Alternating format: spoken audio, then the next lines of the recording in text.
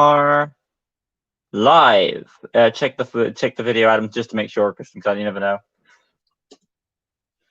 Oh yeah, just give me a thumbs up if it is. It is not on yet. Hold on. Oh, there we go. It's on. It's on. Thumbs up. All right.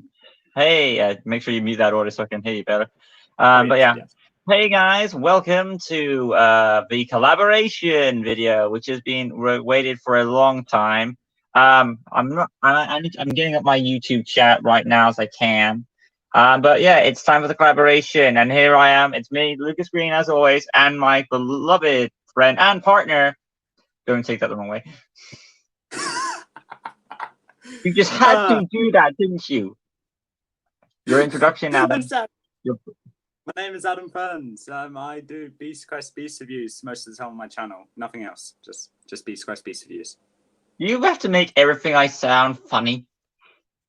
I am socially awkward, okay? And I'm socially paranoid. Great. Hello, SVDG. How are you? Yeah, he's been in there a while waiting for this. If you're a Beast Quest fan, I can't really blame you. But for those of you know, you may have seen Adam's point of view and stuff. You may have seen my point of view on Beast Quest. He does the beast work. I do the story work. So my question is, when we do this collaboration, is like, are we judging our opinions based on story or based on beasts? I'm judging it based on your opinion on the story and my opinion on the beast. So I'm taking what I learned from both of our reviews, and I made the list like that. I will say the list only has specials in it, so don't expect to see something like Crow. Yeah, so we've got 24 specials. How long did it take us to read these? We finished at about the same time, maybe, but you got ahead of me at something. It took us quite a while. I started it like, oh god, very. I see it now. 6 months. Yeah, 6 months. I'm just gonna get. Before I start, I just want to get the chat up on my end so I can see the comments as well. I mean, I can see the comments here, just so I want to be up to date with them. Right then, I'm ready to go. Yep. Also, to reply to your comment, SVDD, I'm good. I don't know if Lucas is good, but yeah, I'm good. Thank you for asking. I'm always good at it. Okay, he's good. But yeah, so are you ready for this, Adam? It's time to do this. 24 specials. I'm not sure how long this will be, but it's a live stream, so we can make it. All right, I think our maximum is like around 8 hours, which I don't know the exact limits, but I think we can get this in less than an hour probably. So, are you ready? Yep, let's get into this.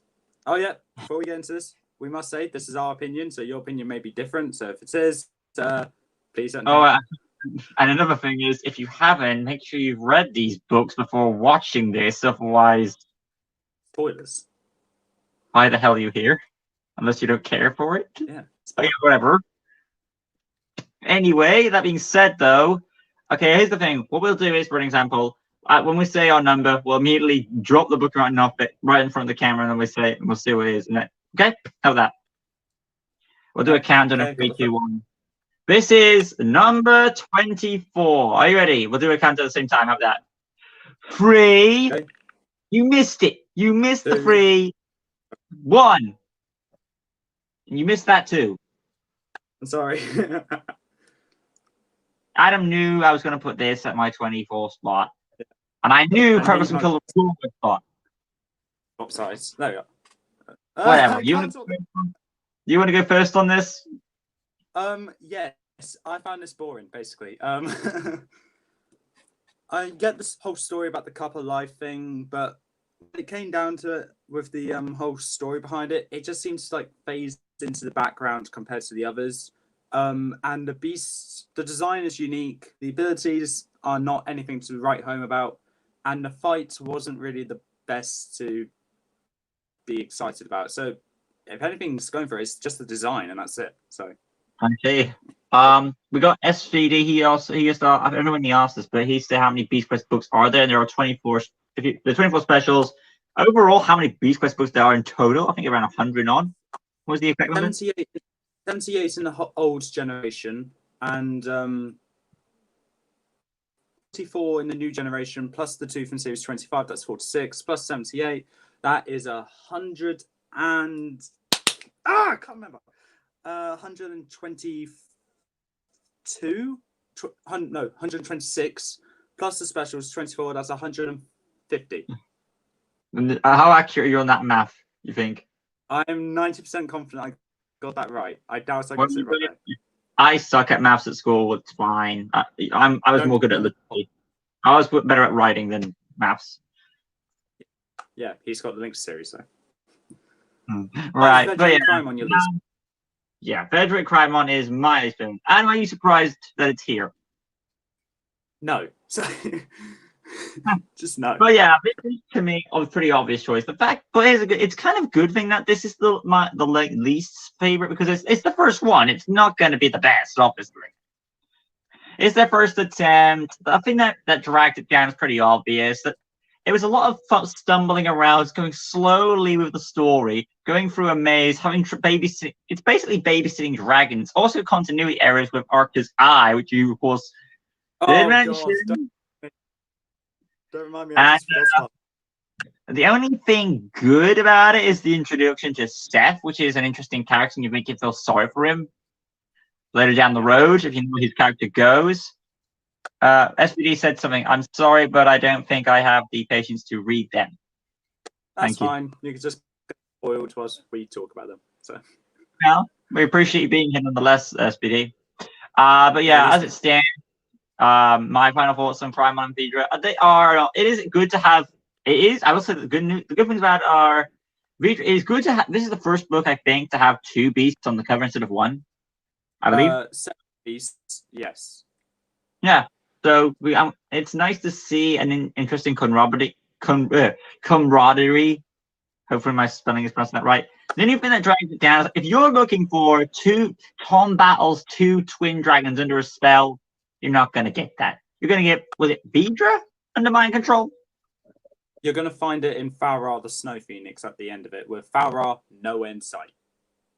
Now, all I remember is one of the dragons, I think one of the dragons get hypnotized and the other one has to like grovel him down and then like, you're my brother, don't do this, or something like that. I think it's actually Crymon that gets controlled because I believe Vedra was the one that was in trouble for this one.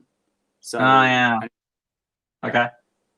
But yeah, again, you can see the only thing good about it is Seth and the concept of the 2 dragons, but it was handled poorly and it was very babyishly handled and made Tom and Ellen look like babysitters to me. Anyway.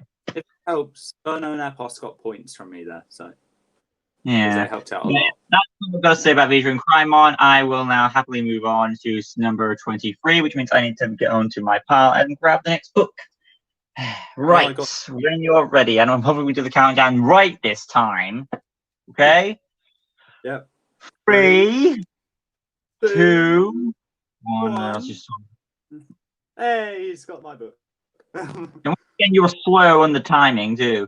Oh, Revere? Okay. And I got Kratos. Hey, this is kind of like if we were so close. If I put this at the worst, it's not to me. The reason why I'll go first this time since you went first last time.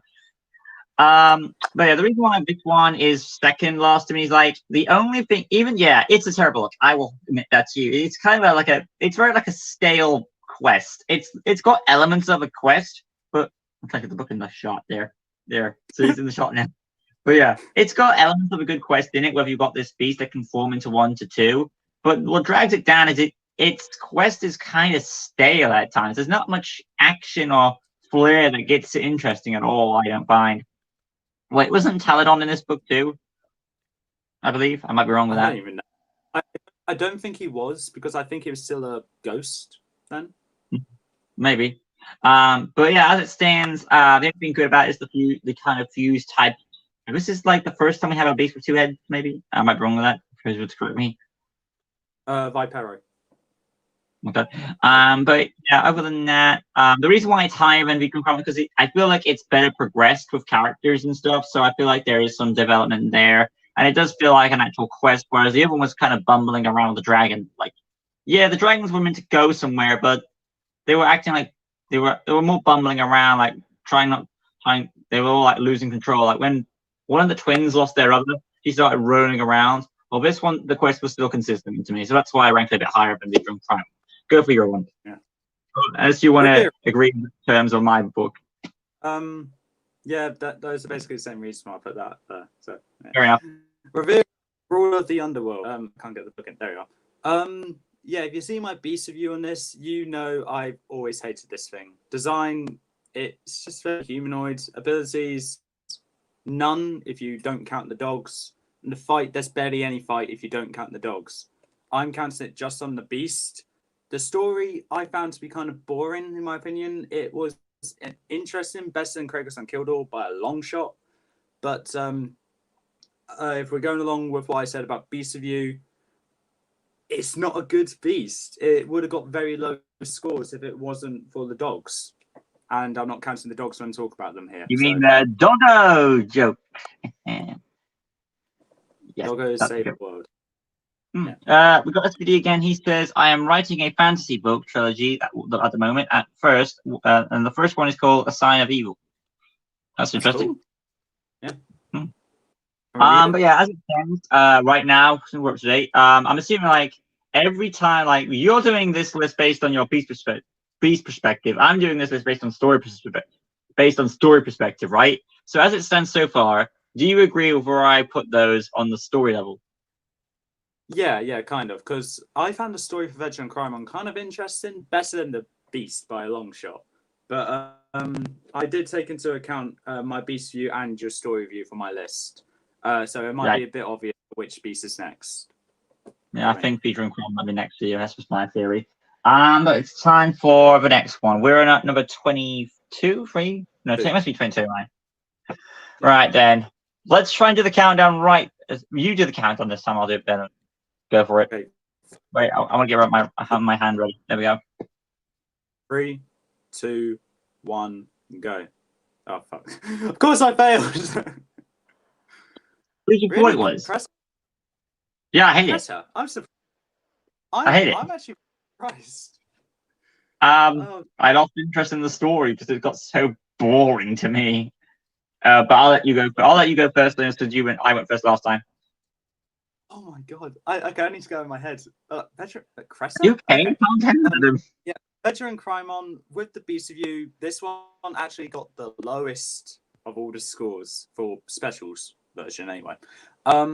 Yeah, like Lucas said, it's just a rather boring kind of quest thing. Looking after 2 dragons.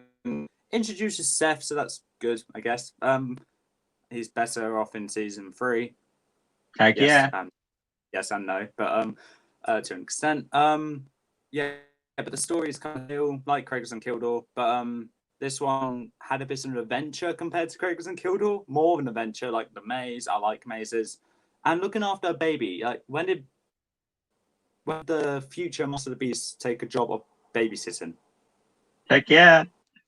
Yeah. At least we got Seth out of it. And like Lucas said, there's barely any fight in there. I believe the fight for that book got a 3 out of 10 because there was barely anything. I did say, yeah, and as I said before, the fight in series 14 with Vedra versus Crime is a lot better. And Kenza got engulfed in a bunch of flames, but came back 2 seasons later. So, okay. But yeah, Vedra and Crime. Boom. And Creta. Hello, Tylo Southgate. Hi, Tyler. Welcome back. More to date with comments now. But yeah, nice to see you here. We're just continuing on the Beast Quest special ranking with my collaboration with Adam Fearns. Hi. Hi, Adam. Hi. Creta. You were surprised. Yes, I was. I liked the book. I am on a Beast level. You did, but for me, on a story level, I was kind of bored. Really? Even though it was like it's like a cool idea. Like you got this bug infestation, right? Infestation. Okay, infestation around. When you've got Tom infected by these bugs too, and he's going to go to these waterfalls. Crystal. Yeah, he's got to go to these magic waterfalls, I believe, to cure himself and then fight the beast and win. Correct? Yep. Basically, Tom needs to take a shower in order to win. Yes. Tom basically drag his sorry butt. Since I don't know about the full-on age of people who are watching this, I will try and turn down my language. But yeah, Tom has to drag his sorry butt with Eleanor across these different terrains until he eventually gets to avoid the awful sting of a bug, which is obviously Greta, and getting to that waterfall. I think I went. Did you go off camera, Adam? Oh man, I hope you can come. What happened? You went off for a second. I honestly don't know. Like according to the live stream, I kind of lagged out, but I'm back. Hopefully it's not happening again. It says it's still live, and quickly pausing you there. No, I have not seen Avatar: The Last Airbender. Neither have I, but I plan to try and get 2 episodes. But yeah, like I said though, Greta kind of was a bore for me story-wise. They were just trudging Tom along. There wasn't really much character development to me anyway, apart from more pressurizing on Tom on a quest. That's why I put Greta as kind of a low book to me. It wasn't as fancy as I like. Right. Let's move those to the way. Okay, I got my next book. You can say about that? I disagree. Because if you took into account the Beast, I thought it was great. It was the original big beast morphed with a bunch of small I buy the Beast, but I'm judging on a story, so it was the original Solix. That's basically what I need to say there. I mean, on a Beast level, it's good. On a story level, it kind of dragged to me. I will admit that, but that doesn't really affect my opinion. So I know, because you're ranking on Beast levels. Yeah. Moving on. Well, I got my. All right then. So we'll be on now. Number 21. Any theories you got going on in your mind? What it could be?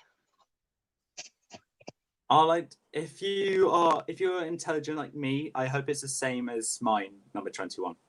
I hope we do. That'd be so cool if we got at least one match on this. Yes. Yeah. You do the countdown because you're better than I am. 3, 2, 1, go. Damn it! No. Okay, I'm not even surprised as Anaret. I'm not even surprised. Well, I'm not okay. Anaret. Who went first last time? You did. No, I did. It's your turn now. All right then. Anaret, what do we have to say about you? I mean, you have potential to be a good story. You do. The thing is, though, it's kind of bare bones. It's just another plot where Kent is trying to find a way to get back at the people of Avantia. She goes after this ancient beast, and you think it's going to be great, but all it is just a rampaging monster destroys a village, and then Tom eventually gets the massacre from Kenta. I can't think of much really awesome stuff that happened. I think there was something at the end where Animate revives something. That's another thing I've also noticed. Most of the specials tend to have this thing where like a character revives another at the end. Yeah. Anaret revived Ravkor because Ravkor, Vislak, Farah, and Tychron went against Anaret. That's why I liked it. That was it. I mean, at least we got to establish the series beast for Series 14, but I felt like Anaret didn't really stand out much. She was more like someone's lackey and felt like another one-off Kenser adventure. That's just how I see it. Yeah. I can't defend it. I agree. Like I thought it was kind of stupid having a beast that has as noble of a title as the first beast, what's expected to be the most powerful one, be a puppet with strings. Yeah, and unfortunately, I personally think Anaret was like the queen of the Varkules. Like the Varkules were her race or something. That's what I thought. Yeah. Well, apparently not. Okay, moving on to mine now. Yeah, go ahead.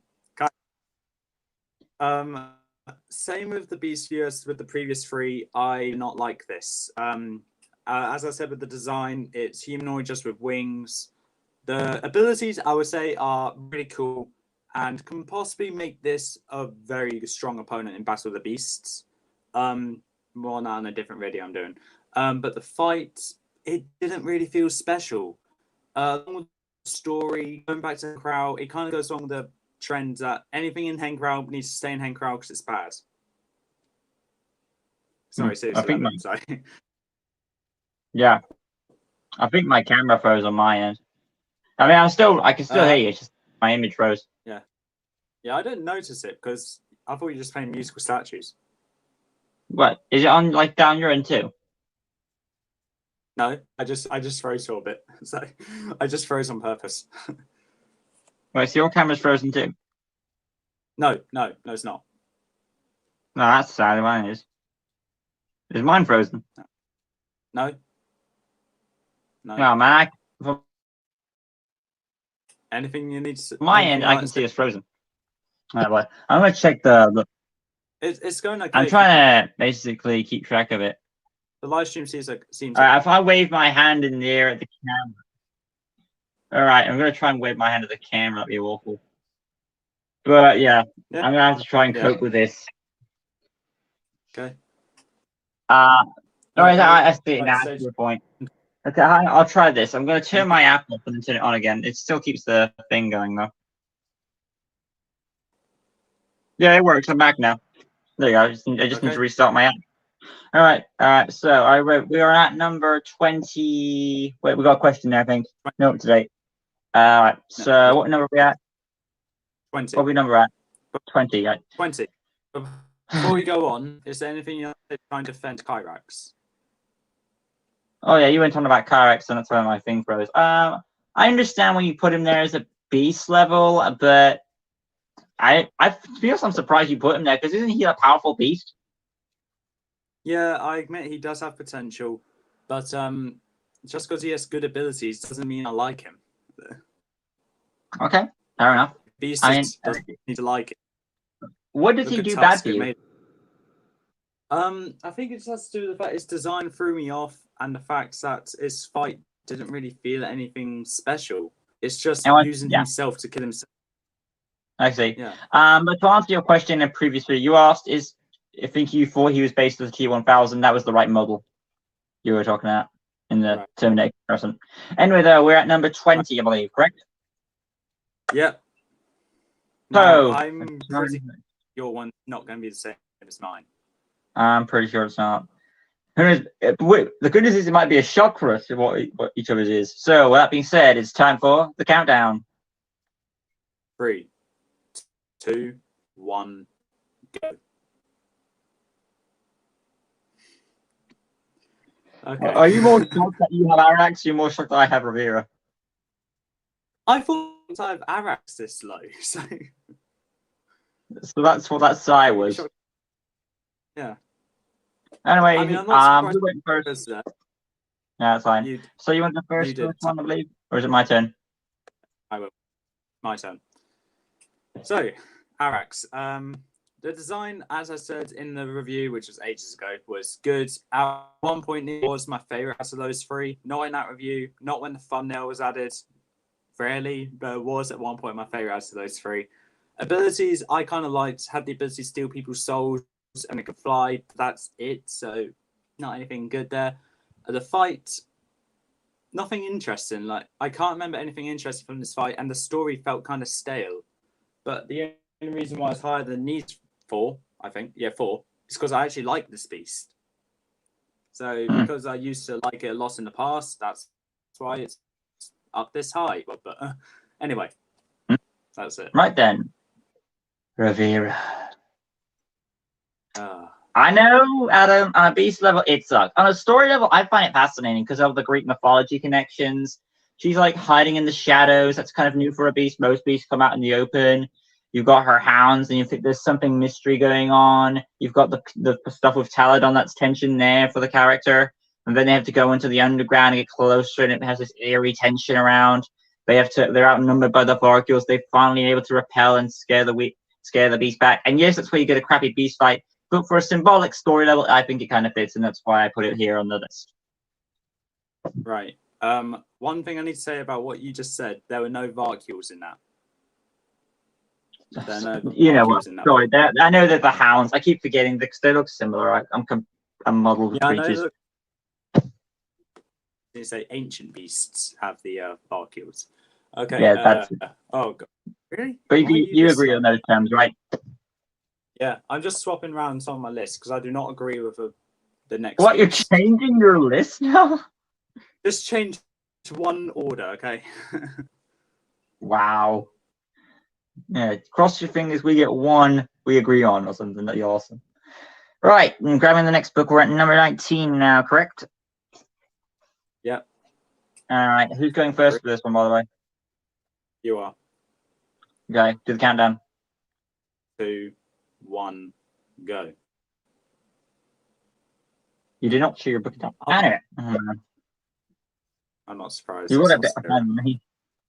Well, you can't blame I'm me. not surprised. You can't I blame me. you.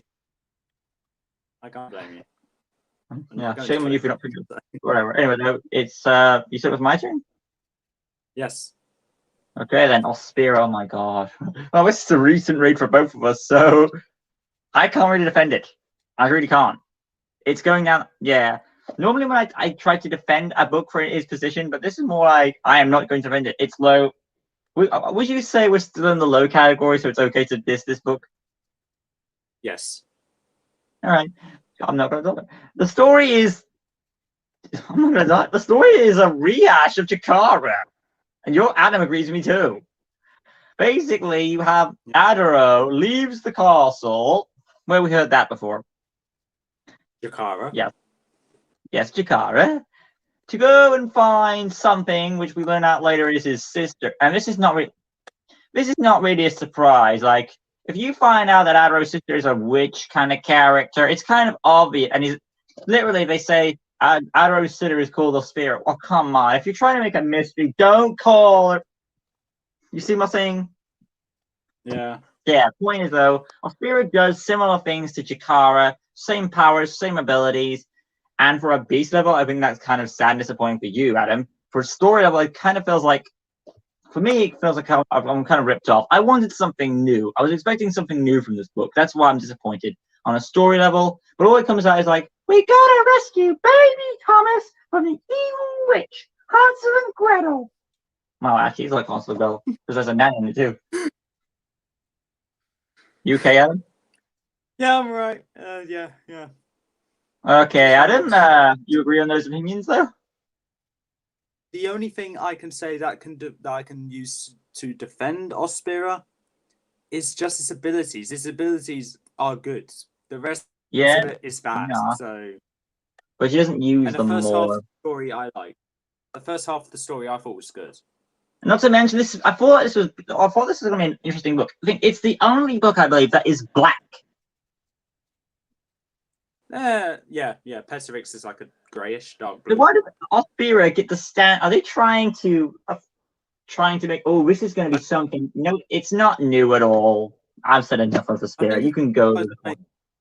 I think it's supposed to make the orange stand out a bit more. Maybe. Yeah. But yeah, back to my thoughts on the spirit. Go for yours. Anyway, same reasons Lucas. This is not a good. It's not a good beast. Did you say? I can't remember. But basically, the story it was like a puppet with strings. The story was a bit boring. The fight, I admit, was good. I like the fight. It wasn't anything to write home about, but it was something unique and good. And abilities, we don't really get to see much abilities, so this one was really hard for me to do for the abilities. Wasted potential for a first beast, isn't it? Yeah, for a title as incredible and unique as the first beast, have it be a puppet with strings is something that I was highly disappointed about. And the fact it was insecure the first few seconds its face ripped off. Mm. You're the first beast. Okay. You're an old Peter. Grow up. It's funny too because we get another beast down the road that also is controlled by an item, but that does it better. I'm not gonna say what it is, but you might can guess what I'm saying. Yeah, I know exactly who you're talking about. Yeah, I actually forgot to put that beast on the list. So, oh yeah, I need to put that on there somewhere. Okay, put there. That wasn't like I wasn't saying I just randomly put it somewhere. I put it where I thought I wanted to put it. Anyway, I'll get that when I'll get there. Anyway, though, let's carry on. We're at number 18 now. 24, 23, 22, 21, 20, 19, 18. Correct. 18 it is. Yeah. Grabbing the next book. Oh boy. Any ideas? I like to think it's the same as mine, but I think it's probably Arax for you. Okay. Do the countdown, and we'll put out misery. 3, 2, 1, go. Oh, I knew you hated that beast, but I forgot you had it there. Oh. Well, it's your turn first, Adam. So say your piece on the polar bear. Yeah, oh yeah, it is my turn, isn't it? It is. Yakarix. As boring of a design it looks like, I need to be honest, it surprised me because it turned to be out to be not a good beast because it was evil, but it turned out to have really good abilities, show how strong it is by beating Nanook within one chapter, and how dedicated it is to defeating her enemies. Like the ice castle she was in was melting. Yeah. And we're stepping into the good, by the way, for me. And she kept on fighting until she went down with the castle, bringing Tom, feigning that's it, with her. And being the original Icelandic beast of Avantia, then getting replaced by Nanook. I understand why she had a grudge against her, but that's pretty much it. The story was pretty good. We're stepping into the good territory now. But the reason why I had to put Yakarix, the reason I had to put Yakarix here is because the abilities are what you would expect, apart from the snowstorm one. That one caught me by surprise. Not to me. I mean, it's a polar bear. You can't expect in order for it to survive, it needs a winter environment. Yeah, but I didn't think she'll bring winter on all of Avantia. And to add on, there was the design is not really that good, but it was good enough to bring up this hype. So it was better than Ursus. It was by far better than Ursus. As in, I was saying on design, but if you want to say like overall, sure. Now we have Skolo, the best book to me for Sampaio. I don't care. Besides main series, not just main series, this is his best book to me. Because in his main series, he was acting like kind of like a douche. Because like he had the belt powers, but he didn't really use them in the final battle. No. But here, I think this is a good one. He could have used the Amber Jewel in that final battle because Amber Jewel boosts the sword fight. But yeah, me personally, I think this is his best story. Now, yeah, I mean, actually, I'm thinking about it. While I'm not going to say it. Verac is obviously above this book, obviously, down the list. That doesn't mean Sampaio's best book, because that wasn't about him. It was about him dying. Doesn't count. This isn't about his villain plot. This is a villain plot for him, right? You're not counting Verac. Yes. No. Yeah. No, I'm not. I'm saying that's a Rhea book. Yeah. So yeah, this is Sampaio's best plot. I think his plan was just to essentially leave an egg there and some goons, and then trick Tom's going into the cave so he could be attacked by this creature. Right? I would have thought the plan was to originally poison Tom, but since that didn't work, he went to poison the king instead. Oh yeah, it's been a while since I read this book. Yeah. But as it stands, I find it fascinating. You like the design of this beast to death. I know that much. You're bug fetish. Yeah, you're bug fetish. And then, of course, I like the story in general. Like, it's just a nice book trying to explain to who is the right one, who is the hey, this beast isn't evil. You're just confused. And I like the little touching element at the end where the baby is named Talador, I believe. That's a nice touching moment there. So there's a few good elements in the story that makes it a soft book for me, and I put it there. So yeah, that is Skolo, who's actually small. I was surprised actually how it turned out. Yeah, that Skolo I liked a lot, and I'm not really. Yeah, which is down the road. You got higher up than me. All right, number 17. 24, 24, 20, 21, 20, 19, 18, 17. Yes. Oh boy, good God! All right, are you ready for this? Hopefully, we can get a match. Okay. All right, do the countdown. I highly doubt it. 3, 2, 1, go. No, I'm not surprised. You pissed me off on Clark there. Yeah, I know. You know how much I like her. All right, I think it's it's my turn, isn't it? It's my turn to go first, right? Yeah. All right. You're not surprised that I put Pederix here, assuming you saw my latest review, right?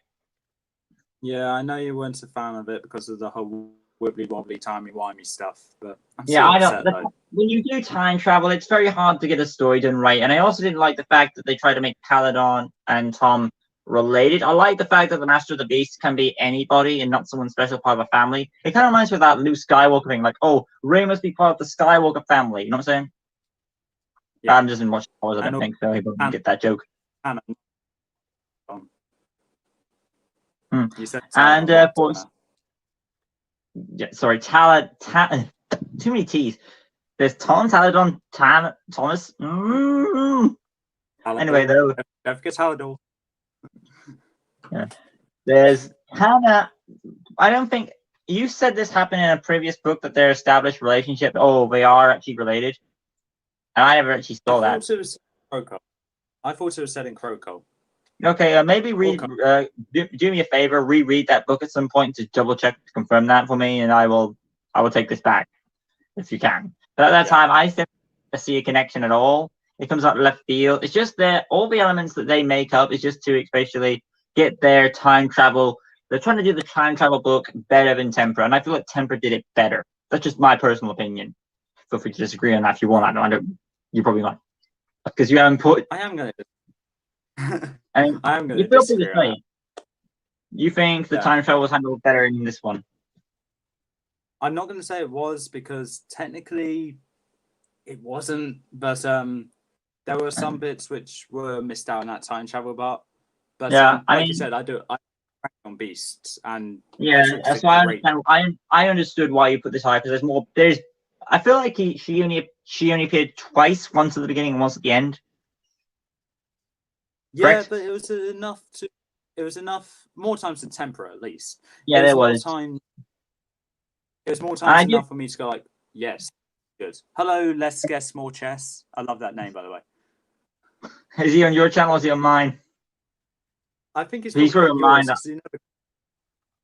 Yeah, maybe it's. There's so many people that follow me, it's hard to keep track, but thanks for showing up, mate. But yeah, like I said, though, there are lots of good elements in Pederix. There are some things that drag it down. I'm sure you can understand why. So you can understand on the story level why I rank it so low. But on a beast level, I respect that, and I can see how it's like a walking tank, or should I say, a flying tank. And it is going to be something in Battle of the Beast, isn't it? Yeah, I said it was a killing machine. Right. So your piece on the next one. Yeah, SVDD is back. Hello. I did not know you were gone, but okay. Hello. Okay. Back. Did you do your book yet? Yeah. Verac. Yeah. Please tell us about Verac. Yeah. Just why is it here? Have the hundreds criticizing me. Yeah. Honestly, compared to the others, it didn't feel as impressive. Like, I wasn't personally a big fan of the story. I had a good conversation with some people. Oh, look at that. Oh, thank you, Let's Guess More Chess. He loves our channels. It's nice that people like our channels. Because we're Beast Press people. Yes. Yeah. Like my book, man. Go ahead. Basically, I personally did not find this intriguing with the story. The design looked too humanoid to me. Man, I really do not like humanoid designs.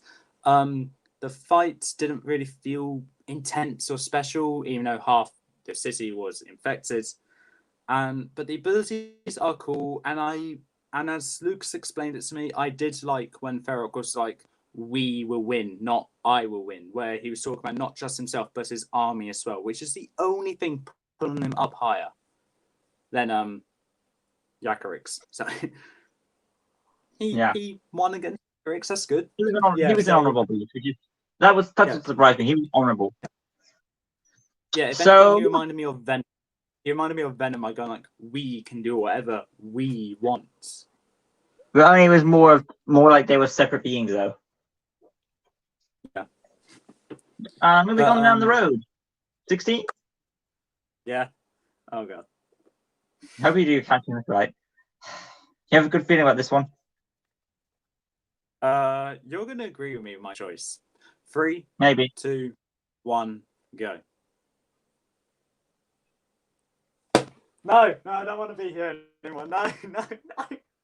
No, why would you put Falco there? He's good. Adam, we've got to get through this. Come on. No. We agreed this calculation. You can't. Let's get some chess. I agree with your. Thank you. I think Verac was not too great because there are no other beasts fighting. Well, on a beast level, yeah, okay, we'll see. We'll see. I'll say my words on Verac when I get to him. But yeah, Right, so who's going first on this one? I think it was your turn. Go for it. Right, so as Lucas said, the story was basically a rehash of Jakara. That's all I need to say about the story. Essentially Jakara, but worse. Kind of like a sequel, and everyone knows the sequel apart from Shrek 2. I will say this: it was nice. It was nice to see Baby Thomas be kidnapped for a change and let him get out, but it was kind of done poorly. Yeah, like we have a replacement damsel in distress now. You're welcome, Ali. Damn it.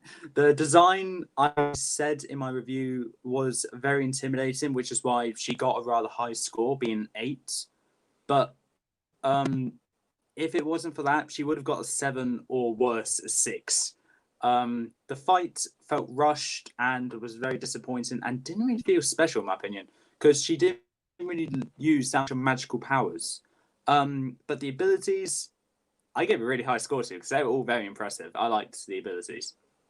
Mm-hmm. And we did come to a understanding. Like me and Adam before this call, we're like, should we give Ospira her? It's hard to call this because I can't call her Ospira because her ghost form isn't got a name. Well, Jalka did. Jalka had a name. This one doesn't. So what do we call this? Ospira? I'm tempted to say Durfin's entity because it was created by Durfin. Okay. But I'm probably going to forget, but maybe. But I think it's okay where you put it. You put it in an okay spot for a beast level. So, Falco. You better have a damn good explanation why it's there. In all honesty, it's not the best story in my opinion, but there are a lot of good elements that make it stand out with Verac. Verac makes his first appearance here. It's probably his best special. I think I said this in my review. I probably did. But yeah, it's his best book, I think. He's not being controlled by anyone. That's what makes him an interesting villain. Like when you don't get a master, you can do whatever you want, and it makes you less chance of dying. And he wasn't killed off at the start of the series, like series 21. I mean, I think every time there's a villain, they normally die because of another villain, like Sampeo and Verac, Seth, I think. I don't know if he's alive. Yeah. But yeah, but as it stands though, Falco had a lot of good elements in there. I'm not dissing it at all. But I mean, for me, this is like in the good category, all right, for me. And but it's not that this is bad. This is not a bad story. It's just that the other stories seemed better to me along the others. So I'm not dissing Falco in any way. I know you love your snakes.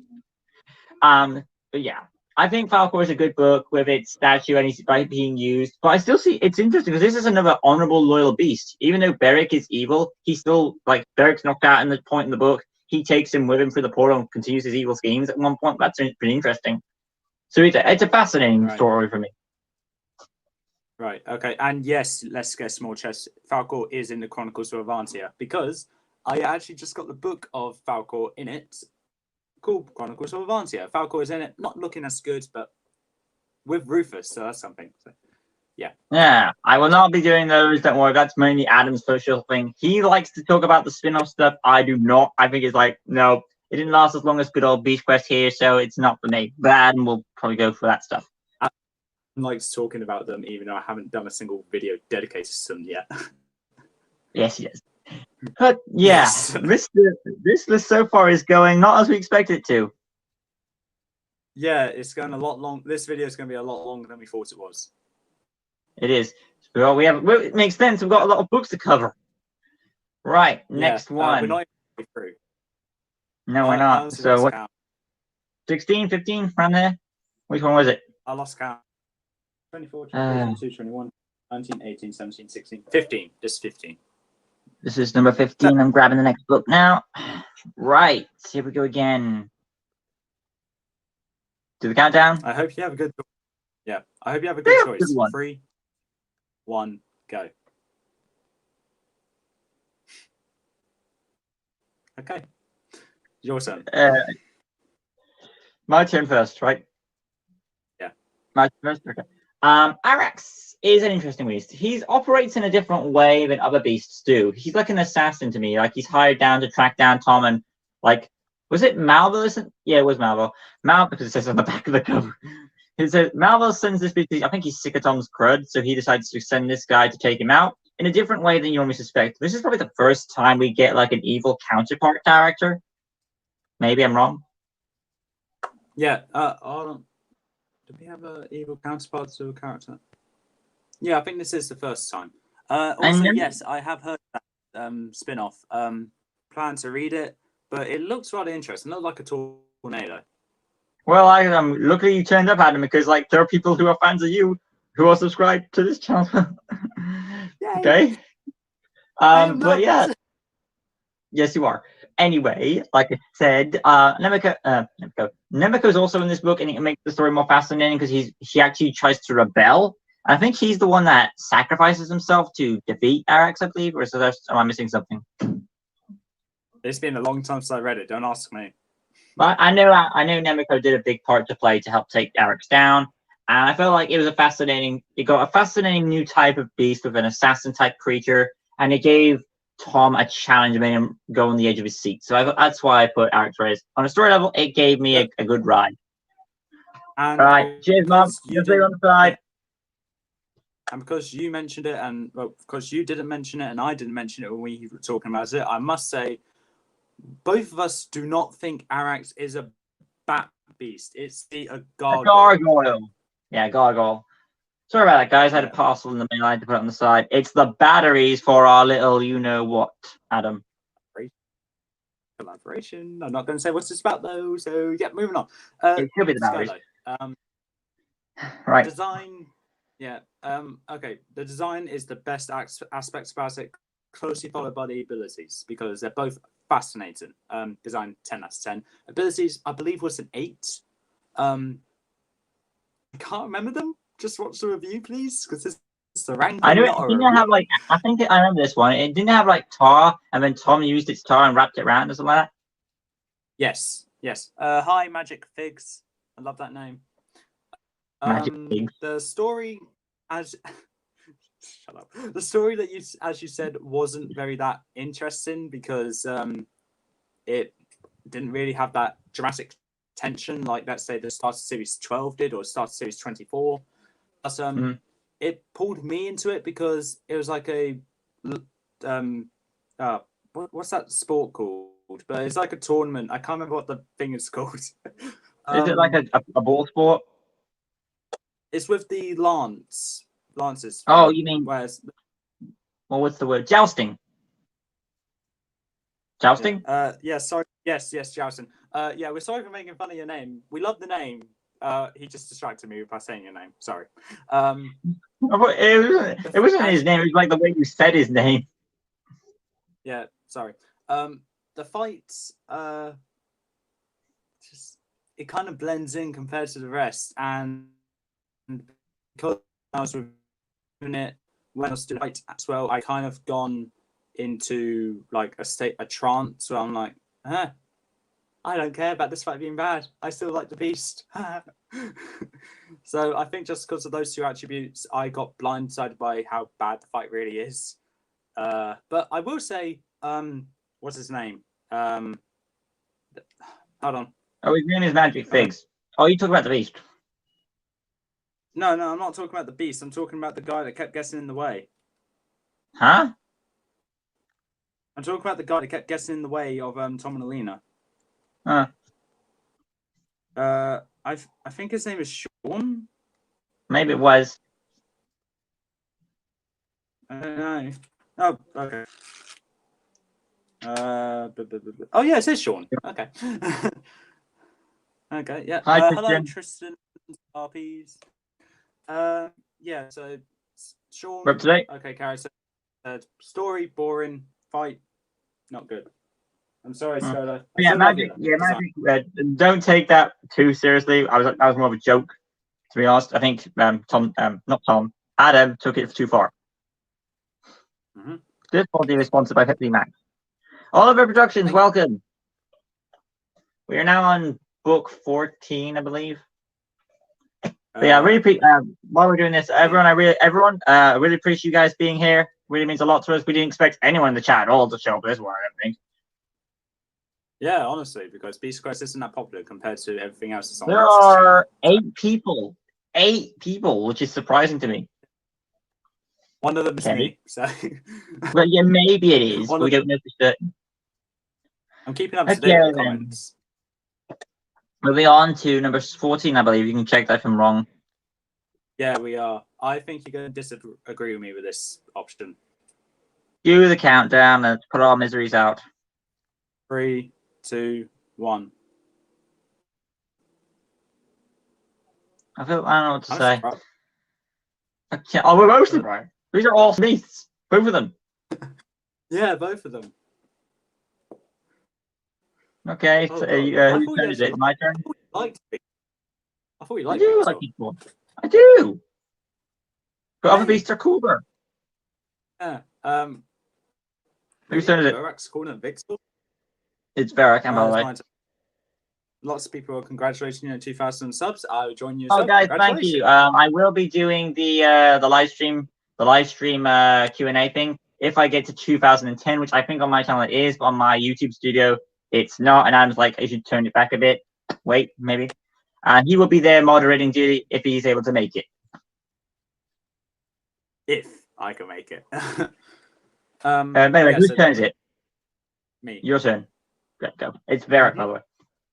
Verac, the Storm King.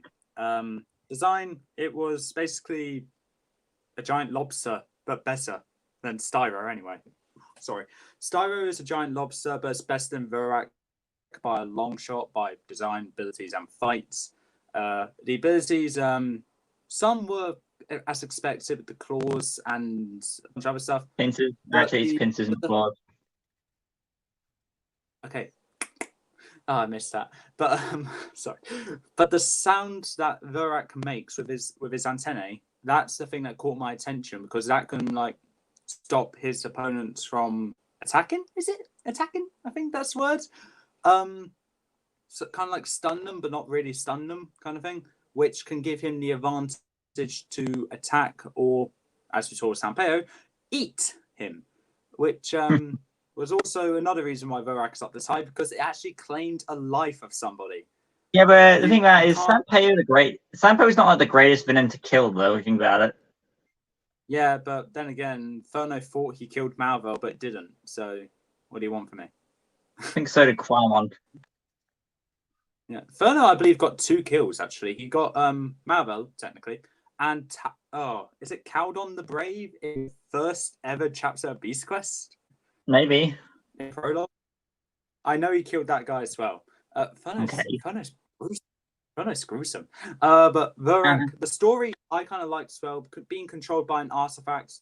That was the other beast that Lucas was talking about, being controlled by something that they have, like Anaret. But this one did it better because this one wasn't self-conscious. But that's pretty much all I need to say. That's it. And thus we move on to Victor. This guy is a hunter. I did butcher up on like his race and how you butchered up his origin a bit, who he was and where he is. Thank you, Adam. Tell me that in a previous review or whatever it was. But Victor is a hunter. He has these arrows that shoot out and increases his strength. He has his horse, which is Obsador. What was his name again? Osarsor. Yeah, so that gives him kind of a duel there. We got in a comment. Epos and Chronicles of Avanti is more gruesome. I look forward to that. That's all. Of course, that's what I say. And of course, he's a nice, good foil to our heroes. I think he's got all of the weapons that our heroes possess. Not apart from the shield, obviously. He does have a helmet. He's got a sword. He's got the bow and arrows. And like Storm, he's got an evil horse. Yeah. So he's a good foil to our heroes. Yeah, he's also got additional weapons, like those tiny spikes on his hands. Yeah, pretty awesome though. Yeah. And he's also very persistent too. He's not actually hunting them at first. He's after this deer, which has the only weakness that can stop him, I believe, along those lines. Leos. And then he goes after Tom, and he's persistently after him ever since he gets him at a certain point in the story where he corrupts him the helmet. He goes off. He is hunting them down when they tick him off. This thing. So he's about. Yeah, and I think you're very interesting to see how he's going to do in Battle of the Beast, because he's fun for you. For you in Battle of the Beast, he's going to be fun. Yeah.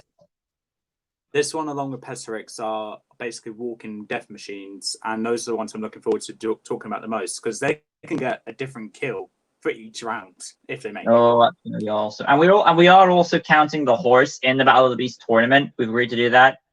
But when the rider dies, the horse goes with him. So that's cool. Yeah. Right. Are we on 13 now? Yep. I think Victor the Deadly Archer is a good book because it shows Tom is not the perfect hero. Yeah. Yeah, exactly. It does. Good on you. Yeah, I agree too. We're number 13. Yeah, and I didn't realize it until I looked at the entire list that this 13th place is actually kind of funny for where it is. You'll find out when you see it. Hopefully we won't get pissed off when we rank books. Hopefully. You might get annoyed with me. You might get annoyed with me because I know you like this book, but I am going to say it's kind of funny for where I put it in 13th place. 3, 2, 1, go. Go. Really, Spyros? You're more pissed off than I'm not. This is okay. The reason why it's kind of funny is because it's a 13th special and it's in 13th space. Friday the 13th. It's not even Friday. If it is Friday, that'll be scary. Yeah, I can't pronounce that name, but yeah, you got another comment. What's Lucas' pleasure? It's Nate Dog behind the camera. Okay. That's how I pronounce it. What up, Lucas? Pleasure to meet you. Oh, pleasure to meet you too, mate. This is Adam. He's also here too. It's a pleasure to meet him too. Oh yeah, of course, both of us. Really makes a lot. Thanks for showing up, mate. I don't have a successful channel. Oh please, Adam, you'll get there one day. He's on the D-Crack channel. Is that D-Crack? Yeah, it's D-Crack. He was in that. He's one of the actors in that. When D-Crack reacted to the Linksy series, he did most of the work. Adam there. Yeah. So he has to still react to that reaction. But yeah, thank you for subscribing and helping him get to this target. We will be doing the live stream at some point. It'll be happening. Anyway, the books. Yeah, so. Right. Is it? Oh, it's fine, Magic. You're back now, so you get to see more of us awesomeness. I think your turn now to talk about the book.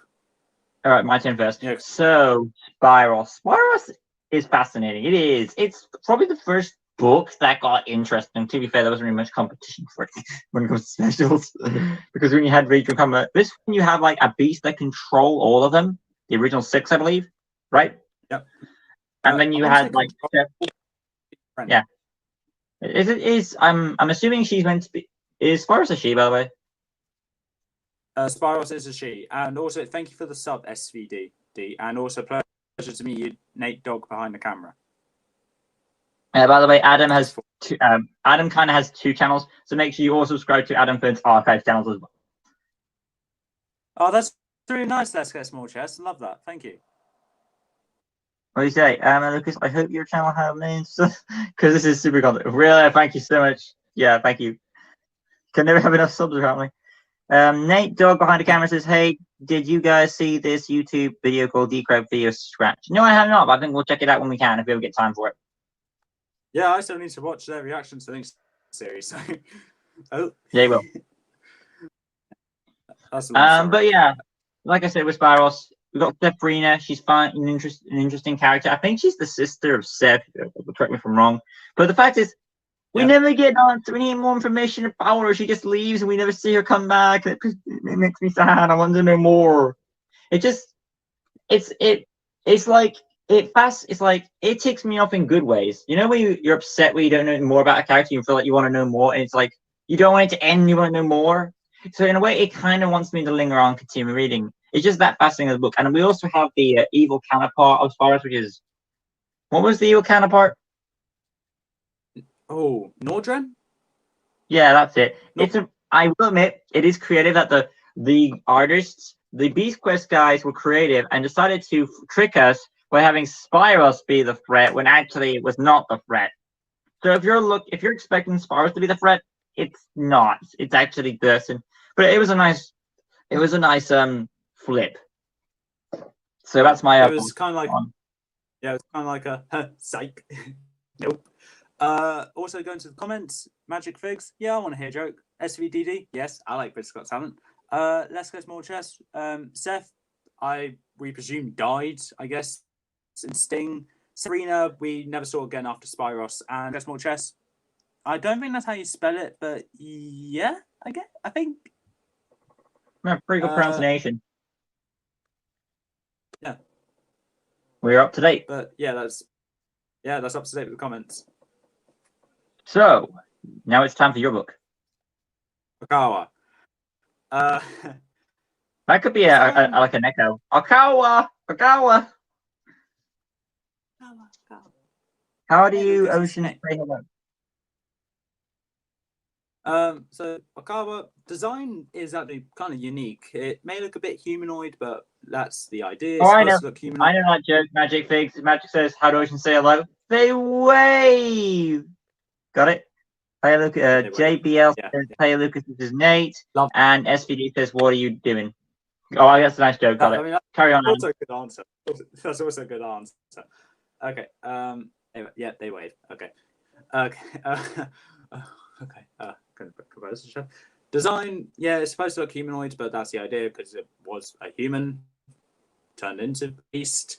The abilities I like Verac, but a bit worse though, but I still liked it. And the fight was, in my opinion, a lot better than Verac. I'm comparing this to Verac, and I prefer this over Verac because I didn't find this boring. And the story I found a bit more interesting for a simple reason that I cannot explain because I don't have one. Even though, okay, here's an idea. Maybe because Henry is the beast. Yeah, probably. Yeah, that's why he's. Bye, Magic Fix. Thanks for stopping by. Magic Fix is going by. JBL, this is. I'm giving out the compliment. This is my new channel. He loves it. This is great. I'm assuming that's a compliment. Where are we at now on the numbers? Are we in 12? Yeah, we are halfway there. Oh God, living on the prayer. Well, don't start. Right, number 12. Are you having pressure on you? I think this one might be the same opinion because this one is relatively okay. 3, 2, 1, go. No, really? Crash School? I thought you liked that beast. I do. This is high up for me. I mean, I like a lot of them. I like the Crash School. It wasn't easy. Was it easy to rank these for you? It wasn't for me. It wasn't. Like when I got to the top, 15? That's when I started struggling. But I decided to put Scalamanx above Okawa because I think that little element it had in the story, which kind of. Oh, by the way, before you go on, it is your turn, right? Yeah. One thing I find weird about Seeker is that almost all series there's something happening to Max Fan. Thank you for the spoilers, but I will read that and I will review that, and I might agree with you. But according to the time, we're over an hour, by the way. Yeah. Oh yes. Also, I am joking by saying thank you for the spoilers. That is definitely a joke. Don't say sorry. I will forgive you. You probably didn't know, so it's fine. It's not really a spoiler, so yeah. Go ahead. Scalamanx I put. I'm explaining. Scalamanx I put above Okawa because that little element it had in the story that kind of. How do I say this? Made it a bit more spicy, I guess. Like added some flavor. added a bit of flavor into the. Are you trying to not make it sound cringe-inducing? Yes, that's what I'm trying not to do. Am I working? Is it working? No. No. Basically, Proceed. Petra had a certain potion that she was going to use on Tom. It went wrong, and Tom felt a bit more than friends for Elena. Congratulations, Elena, because you got your wish. Yes. It was. I mean, I'm not surprised that it was something that fans wanted to see. Me and Lucas didn't want to see it, but I would admit, I don't know if Lucas agrees, it made the story a bit more interesting. Why do you think I haven't talked about Scalamax yet? Okay, it has made it interesting. Okay, the design is just a giant salamander, a giant animal, which I'm also not a fan of. However, Komodo, I find it funny that we come across a lot of fire salamanders. when was the last one? Charizard, that Oh yeah. Alolan one, now this. Oh yeah. Okay, I'll give you that. Okay. Oops. Carry on. So last. I just remembered that. Okay. Do you like Back to the Future, and if so, which is your fave? I have not seen Back to the Future, but I think the DeLorean is my fave. Yeah, the DeLorean is a good car. I actually saw a DeLorean in real life, and I forgot to take a picture. I'm really sad about that. But my favorite of the trilogy is between 1 and 3. I just gotta go with. Okay, it flips between my mind, but as of right now, I'll say number 1. But that opinion can really change. Right. Okay. Go. Any more to say? Okay. Yeah. Yeah. Design giant salamander, so not very that intriguing. Abilities that we haven't seen before, which is a good thing. And the fight wasn't that incredible, but it was better than Ospira, but not by a long shot. That's what I need to say. SVDD's yours is part 2. Yeah, where they go to the I don't know if future. that's good or bad. But the 2 is when they go to. You want me to spoil it for you? Fine. But okay, 2 is where they go to the future, and then they go to an alternate timeline, like in Beast Quest. All right. Okay. All right. How does it work out? I'm not going to spoil that for you if you want to see the movie.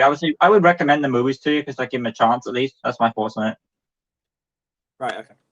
Anyway, Grashcore. Grashcore is awesome. And yes, it's this low, but that means the other books must be even awesomer. Lisa made it to the half. It's basically, to me, the Chamber of Secrets beast. Do you agree with that term?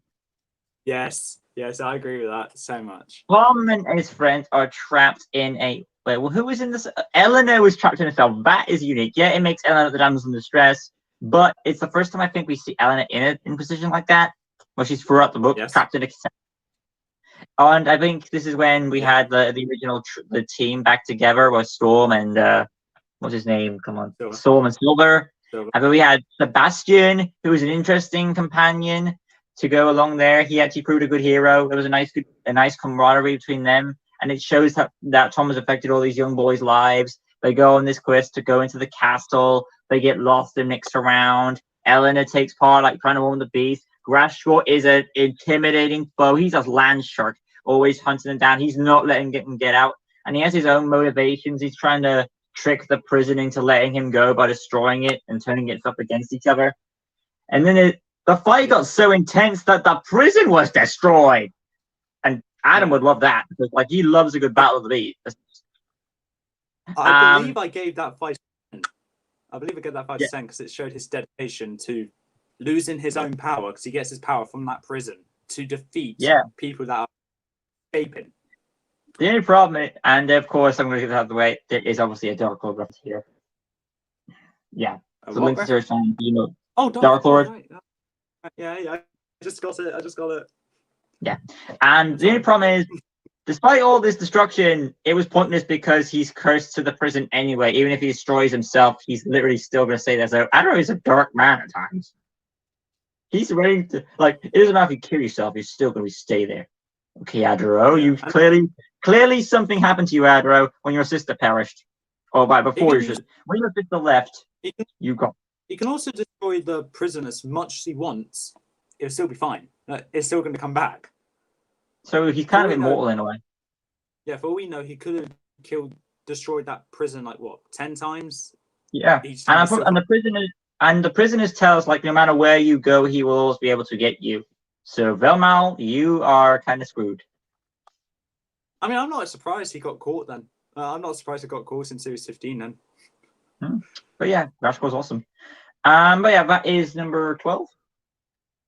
I believe. Yeah. 11 now. Yeah. Yeah. Right. I generally forgot. I'm trying to reach my ball, getting smaller. I'm trying to bend down. I generally forgot this was a book. Well, this was a special, but now it's here. Even though it's kind of basic for score, I'm really happy it got this high because I like this one a lot. So we're at 14 now. No, we're not 14. 11? 11. Right. Yes. So count down. Oh my God. 3, 2, 1, go. No! Why would you put Raksha there? Why are you so evil? I don't know. It's a Why is matter that? of. You have to say this in your head. It's a matter of opinion. You even said at the beginning of this review. It's a matter of opinions. Oh, Raksha. Raksha's good Who's though. going? Who's going first? You. Okay. Raksha is awesome. Obviously so. It's amazing. I will not hesitate. It's got great powers. As a beast, I can see how high you would rank it. I understand that. On a story, though, there are some like little plot holes. Like you have to do certain things to get the plot rolling. Like get this mirror. Get who was the bad guy? Petra? No, Kensa. Was it? Capra. Capra. But yeah, it's Right. like we gotta go here. We gotta get. They get the beast revived at one point. Then they go to Gorgonia. They trick him, and then they go back, and then this big epic fight ensues of controlling all the beasts. There is a lot of good stuff in there, and it is incredible. It really is. So I had a lot of fun with Raksha. It did surprise me, and I'm actually really looking forward to it on the Battle of the Beast tour. I'm really happy to see how it goes because he gets the shield powers and the beast powers. And I didn't know this, but Yeah. I'm happy to remind him based off a Chimera. Yeah. Speaking of By the which, way, I a need lot. to actually talk. Speaking of which, I need to talk to you about Raksha and Battle of the Beast, along with a few others. But I'm going to be uploading the video about that. Watch that video, and then you know what I need to ask you about. And this is actually, I'm going to say, I don't think I mentioned this on my video, on my review, but this book actually, I might have told you about it, Adam, but this book was actually given to me from a guy on eBay. And this guy, it turns out this is in a this was in a library cover. So this guy on eBay stole a library book. And now I have it. That's an interesting story. That's what I'm going to say in the matter. I'm just watching myself react to that when you said it was a library cover, but I kind of froze. So then it was like throughout the entire time. I found it hilarious. Moving on though, So, it's your shot, Adam. Now, about you to about Raksha and my thoughts. Yeah, I agree with you for putting it that high, like because it's a great book. Don't get me wrong. Story, I'm upset that you found plot holes in it. If you didn't find plot holes in it, I'm confident it would have been a bit higher. I didn't find plot holes. It's just the thing is, I found other books better than this story. Okay, if you didn't find other books better than this story, then it would have been high.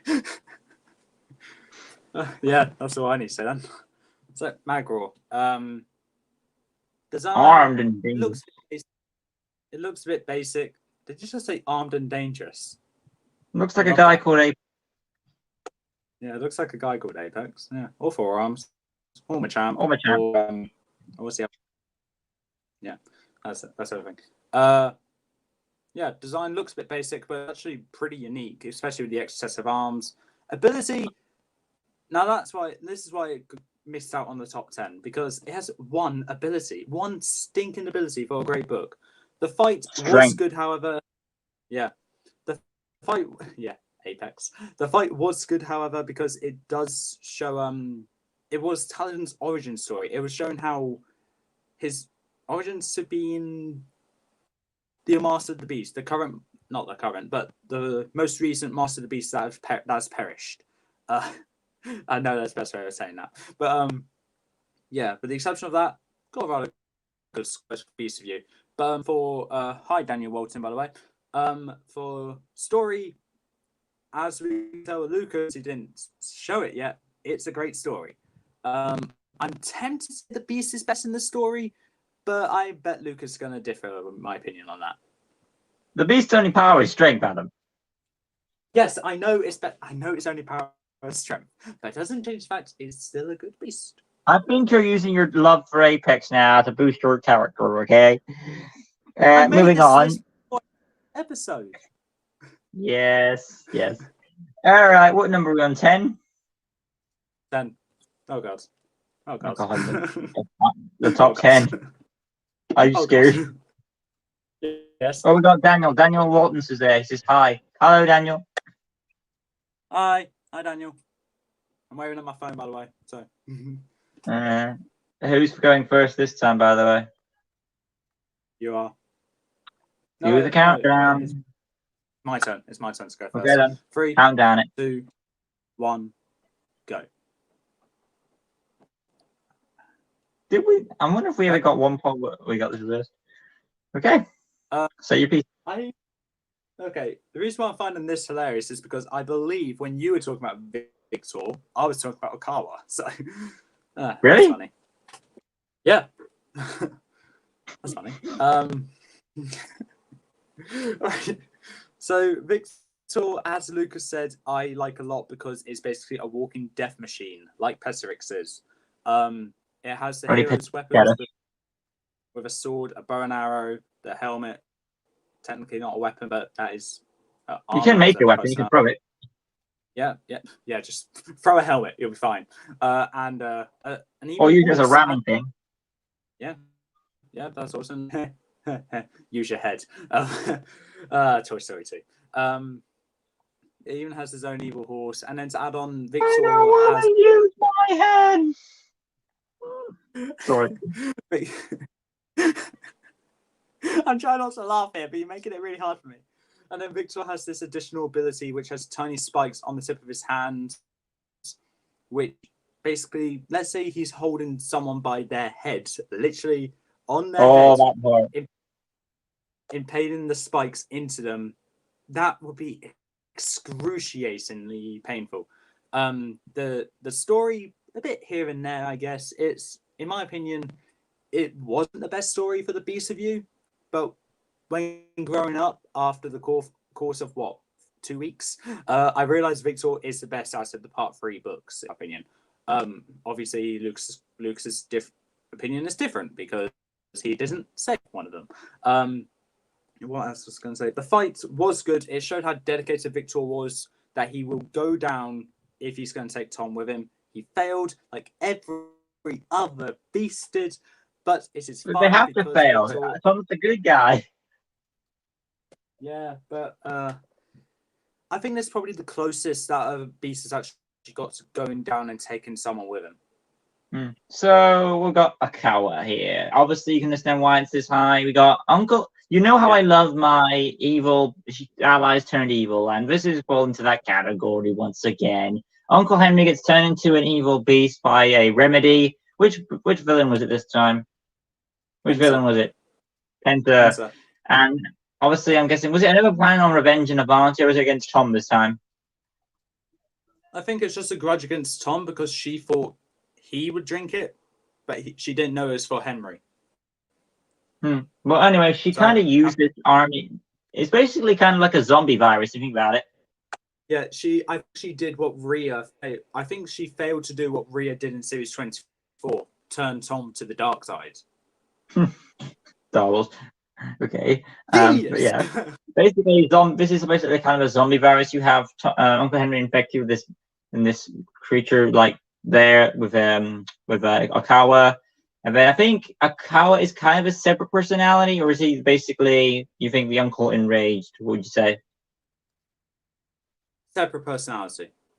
Okay, so he's basically a separate personality, and he can make more by infecting people, making his army grow, which leads us to a fight with the Infantians, I believe, in the city. We get to see some good action there. Tom is pressured there, also makes him a good foil. Yep, he also infected Alina. Oh, yes, that too. So, yeah, Tom was really he was running out of time, and I believe, how did he die again? How did they beat him? I believe a potion got thrown at him. Oh, wow. Legend. Yeah, that was really awesome. Potion that Tom threw onto Okawa's head or shell, and it just dissolved it. That was that little. He has this little cup in his forehead where he runs out of water and needs to rejuvenate himself or hydrate himself. That was the thing I was supposed to say about his abilities. I said it in the review, but I forgot to say it when I was talking about him. That was the thing that turned me off about Okawa, because his ability can help him, but also make him weak. Basically, he's a battery, a chargeable battery. And if there's no water around, if there's no water around in a Beast Quest fight, he's going to lose. So that's basically how it's going. Anyway, as it stands, though, I think the power is a fun virus type beast. It gives pressure for Tom because there's a virus around, and of course he's his uncle. He's trying not to harm him, and with that kind of sense around, it has this very spooky, tense feel to it. And I think that has enough elements to boost up this high on my list for story purposes. You agree on those terms?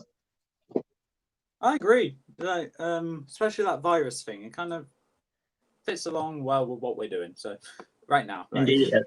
Oh, don't start that thing. I know what you're talking about. But yeah, just talk about the cough. Cough is fine. I didn't say the actual name, so it's fine. All right. Okay. 9, I think. Are we in 9 now? No. Well, yeah, we're at 9th place. Oh boy. I'm trying to bend without making the pathway.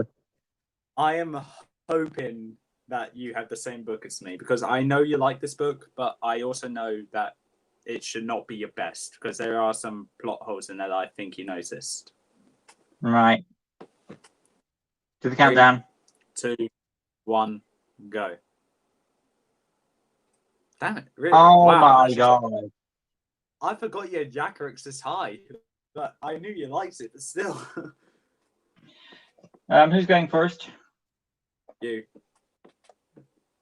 So, Yakarix, the bear that brings eternal winter. This is probably Kenz's, I believe, best plan. I think it's Kenz's. Yeah, it's Kenz's. Kenz's best plan. We've got like a Queen Elsa thing going on here with the Ice Palace, the evil witch taking over. Yes, Elsa is a good guy, but the original intention was to make her a villain, if you didn't know the concept art and stuff like that. And the fact she actually, this is probably her closest victory, I would think. You agree on that terms? Closest victory for Kenzo? I'm tempted to say that, because I believe Alina and Tom are very close to dying of hypothermia. Yeah. No, and the fact that this beast can take down Nanook. Now, Nanook isn't really the strongest beast of legend, but Adam was surprised how well it took it down. Yeah, as much as I hate Nanook, I was glad. I wasn't really glad to see Nanook go down that quickly. Don't get me wrong, I was glad to see it be stronger than Nanook, but still, it went down so quickly. I think you said this in your analysis of the character just now, but this is another determined beast that will still go even if it has a type advantage. Even if it has field disadvantage, I'm still going to try and kill you! Yeah, it will go, it's one of the few beasts that would go down with her domain. I mean, yeah. It makes it brave, but it also makes it kind of dumb at the same time. Yeah. As it stands, I think Yakarix is a fun read, and it was probably a very good... It was the best story for Kento, so that puts it very high on my list. So I enjoyed it, and you can see why. Yeah. What was I going to say? Oh, yes. You. Right. I got Tempra. The time stealing. Right. I'm just going to point out the elephant in the room. The worst part about this book is the fact there's barely any. Oh, by the way, Adam, when we come to it, let me know. But when we come to you said you swapped a book around. Let me know when we come to it, okay? The swap I did was with Anaret, because the order was originally Yakarix, Feroc, then Anaret. But I swapped Anaret over because your opinion changed my opinion.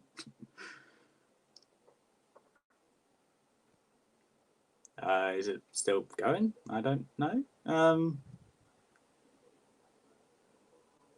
I think Lucas may have froze. And if Lucas froze on his channel, what does that mean for me? Do I keep going, or what do I do? I've never been in this situation before. Is everything okay, or I think everyone's okay. Is everyone okay watching this? Like, can you still hear me? My camera. Okay, his camera went off. Can you still hear me?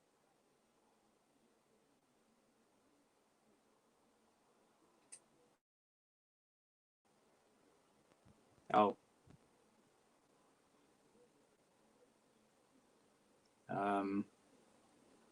Right. So whilst we wait for Lucas's camera to go on, I never been left on a live stream by myself. Whilst we wait for Lucas's camera to go on, how are you lot doing? Is anything interesting happening today? I'm socially awkward. And this is my new channel. That's great. JB Levators? Is it JB Levators or JBL Evators? Evators? I don't know, but yeah, that's cool. You got a new channel. Are you going to be uploading videos to your channel? If so, what kind of videos are you going to be uploading? Just have some interest. Or is it just like one of those channels that you're just going to be watching videos on? This is Nate Dogg behind the camera. Oh, you have 2 channels? Oh, that's cool. Okay. I don't know what else to say. He's back. Please say you're back. I feel socially awkward. I'm back. Now. Sorry about that. That's okay. Sorry about that, guy. Good. I wasn't that long, was I? It felt like ages for me. Like I was so My phone awkward. died. My phone died. I thought like, oh shit, does that mean I have to start the entire thing again? That'd be awful. But no, I'm back. Phone's on charge. We're all good. We're all good. What did you say before I cut off? I was socially awkward. Like, I just said that. Yeah, what did you say? I said the main problem about Tempra is that it's barely had any beast to it. Okay. That's what I said before you cut out. Yeah, I'm just trying to take up the chat real quick if I missed anything. I didn't miss much. All right, carry on. It's going to be about elevators being filmed and stuff like that, and I do have a lot of interest in them. Okay. By any chance, are you going to do a video of the Pokemon Verac just walking along an elevator with the whole nice music to it? I love that. Yeah, that'd be awesome. All right, continue your run on Tempra, because that's where I was at, wasn't I? There's a supreme lack of beast in it. I said that multiple times now, but I'm saying it again just so you know I am. But the good thing about it is, though, and the reason why Lucas has it so high, and as for me, its story saves it because it's insanely good with the story. Like they handled time travel really well here, and that's a key aspect which needs to be done when you do a time travel related book. It's funny, Adam, because I thought you were judging on a beast level. Yes, you need to handle it with finesse for the time travel. But on a I thought you were beast judging level, yours on a. I'm doing it on both. I took your opinion, I took your review into account. But with the beast level, it was insanely hard to do my review on it. Because there was barely any beasts to talk about. The design was easy because I do this for the design. Like just do the cover. Abilities, it's pretty obvious what the abilities are. Time. So there are a few others which magic. Yeah, there are a few others which I took into account, and the fight wasn't that interesting. But as I said in that review, I didn't take the fight into account when it was Tom versus Tempra. The fight I took into account was Tom and Taladon versus and everyone and the Rebels versus Jezrin, Malvel, and the guards. That was great. And there is the thing, like some people are probably wondering, like, how will we make a time beast like Tempra work? And I discussed it about that we should only make the environment change, but like their opponent must take Tempra's blood in order for it to work, right? Yep, that makes sense, I guess. Yeah, so that's how we're gonna handle Tempra. But yeah, that is number 8 or 9. 9. No, this is 8. Yeah, it was 9. This is 8 now. Let's get some more. Hi, I'm back. I didn't know you were gone. I wanted to ask if you knew this book, Beast Quest and Sea Quest, and Unexpected Adventure, free story. No, I never heard of it. I heard of the 2 titles, but I did not know there was a crossover series of it. Is that a crossover? Yeah. Anyway, though, so for this one, we're at 8 now, I believe. You might roll your eyes. Let me count the books. 1, 2, 3, 4, 5, 6, 7, 8. Yeah, I have. Yeah. Like I said, you might roll your eyes. You'll see why in a minute.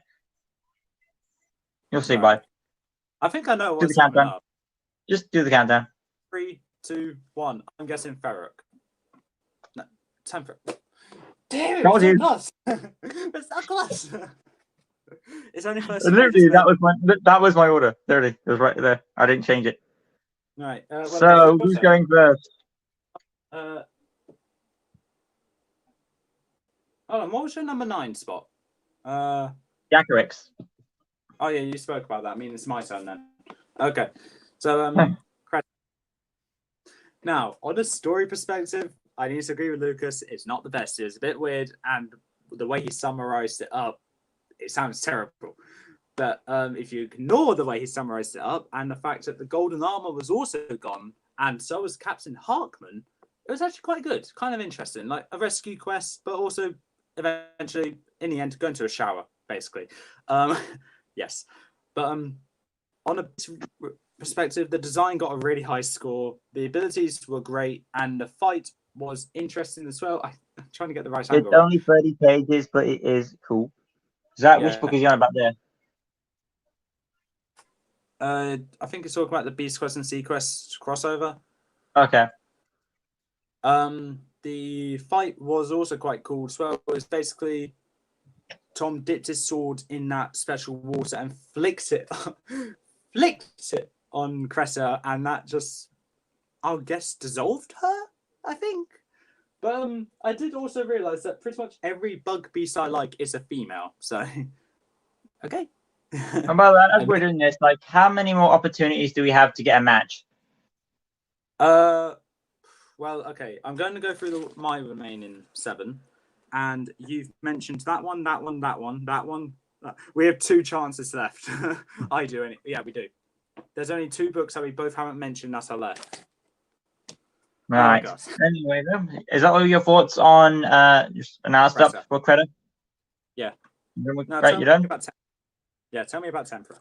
First of all, shame on you for not timing me. Second of all, like, best time travel story, alternate timeline. Stop. I believe it's Kent's. No, whose villain is this? Jezrin. Yeah, Jezrin. Go back in time to alternate Tom to stop him becoming Master of the Beast, like he's back as a boy.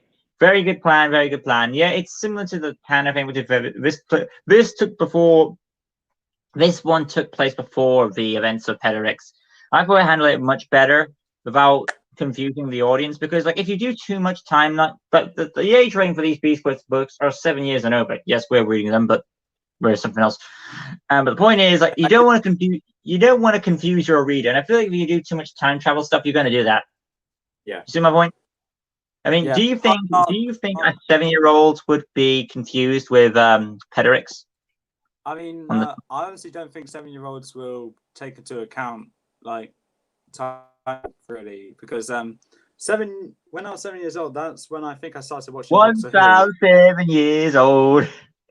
Yeah, when I was 7 years old, I think that's when I started watching Doctor Who, and I did not take into account anything about the past or future or anything about the time travel. I just wanted to see the aliens. Got scared about the weeping angels though. Thank you, Adam. I like Sally though. Who doesn't? Anyway, though, moving on though, Tempra is a fascinating creature. Yes, the beast didn't do much, but her ability, she's basically, you can't use her on a field. You have to keep her in the back distance so that Tom can do the heavy hitting. Then it's basically, Tom's goal is to get to the beast and just kill it, easy peasy. And his goal is basically everything's out to get me, including his family who hates his guts. And there's King. You've got the King dead. You've got Adro crazy. You've got the everything in a muffle. There's probably more stuff that I've forgotten. Eleanor in that ridiculous outfit for your fan shipping there. Congratulations, fans! You got another wish there. Enjoy it. I didn't even occur to me that one. Yeah, you got your French main outfit joke. There you are, guys. Thank you. Moving along. But yeah, there's a lot of fun in this book. This book was essentially a fun ride, and I got a great story out of it. So I'm happy that we got this. So yeah, once again, Anna, we were so close to a tie, and you lost it. Also, let's get some more chess. I agree with you. I had nightmares about the weeping angels since I was 12. Okay, you're not alone here. You also got 2 people saying hi, and also Horror Fan. I think that's how you pronounce it. Yeah, Horror Fan, and we got Mark Moores. Welcome. Welcome all you. Channel. Shaggy and Scooby. I love that. Yeah, I think the Weeping Angels' best appearance was their pilot, but I like the Angels of Manhattan too. But yeah, that's my thoughts on that. So we're on 7. Yep. And this is a very fitting 7th place. It is. Yeah. 3, 2. Yeah.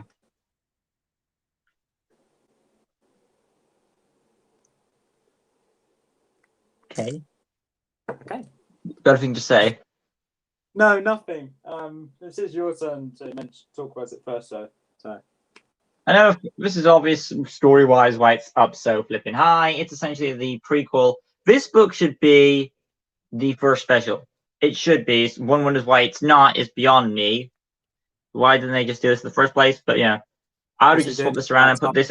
Would you? And would you do this? Like, would you swap this around and make this kind of the first special? Chronologically, it is the first special, but I personally agree with it being a bit later in the series because we had no idea who Taladon or Captain Harkman were back then. Yeah, and we also get Leonard. Yeah, but that will also lead to another video, by the way, guys, of Adam will be ranking the Masters of the Beasts. So that, yeah, and the Warriors of the Beasts. But yeah, as it stands though, Margaret is a fun read. You've got the story of how Squire Taladon became a brave hero. For some reason, though, I don't understand this. Why was Leonard chosen for the golden armor when he can't wear it or he can't use its powers? I think I said he was probably a descendant to another Master of the Beast or Mistress, so that was probably why he got it. But I think it's probably a bit BS. Doesn't explain why the powers didn't work for him, though. If he's meant to be chosen, God. Why wasn't... I don't know. I just saw a comment. Horror fan said, considering you know from SML, Lego DC custom builds, you should make Goodman. Wow. Yeah, I hope Horror fan got that joke there. Poor. Goodman's a great character. Make Brooklyn Guy as well, because he's also a great character. Okay. This is not like shouting out customs from you, Adam, too, is it? But yeah, like I said, Mandrake is great. Got the Squire. I think we've got a good established relationship between Harkman and Taladon, how they became good friends. And then you had Leonard. Leonard is kind of an idiot. You know what Leonard reminds me of? He reminds when I read Leonard, he reminds me of Gilderoy Lockhart. Gilderoy, yes, you said that in the review because he's so full of himself, but really he's a fraud. And to be fair, would you say he's a better version of Lockhart? Because unlike Lockhart didn't learn his lesson; he just lost his mind. While Leonard did learn his lesson and respected him. Sometimes we never see him again. Yeah, I agree. Hi, Turd Slurper. I think that's how you pronounce it.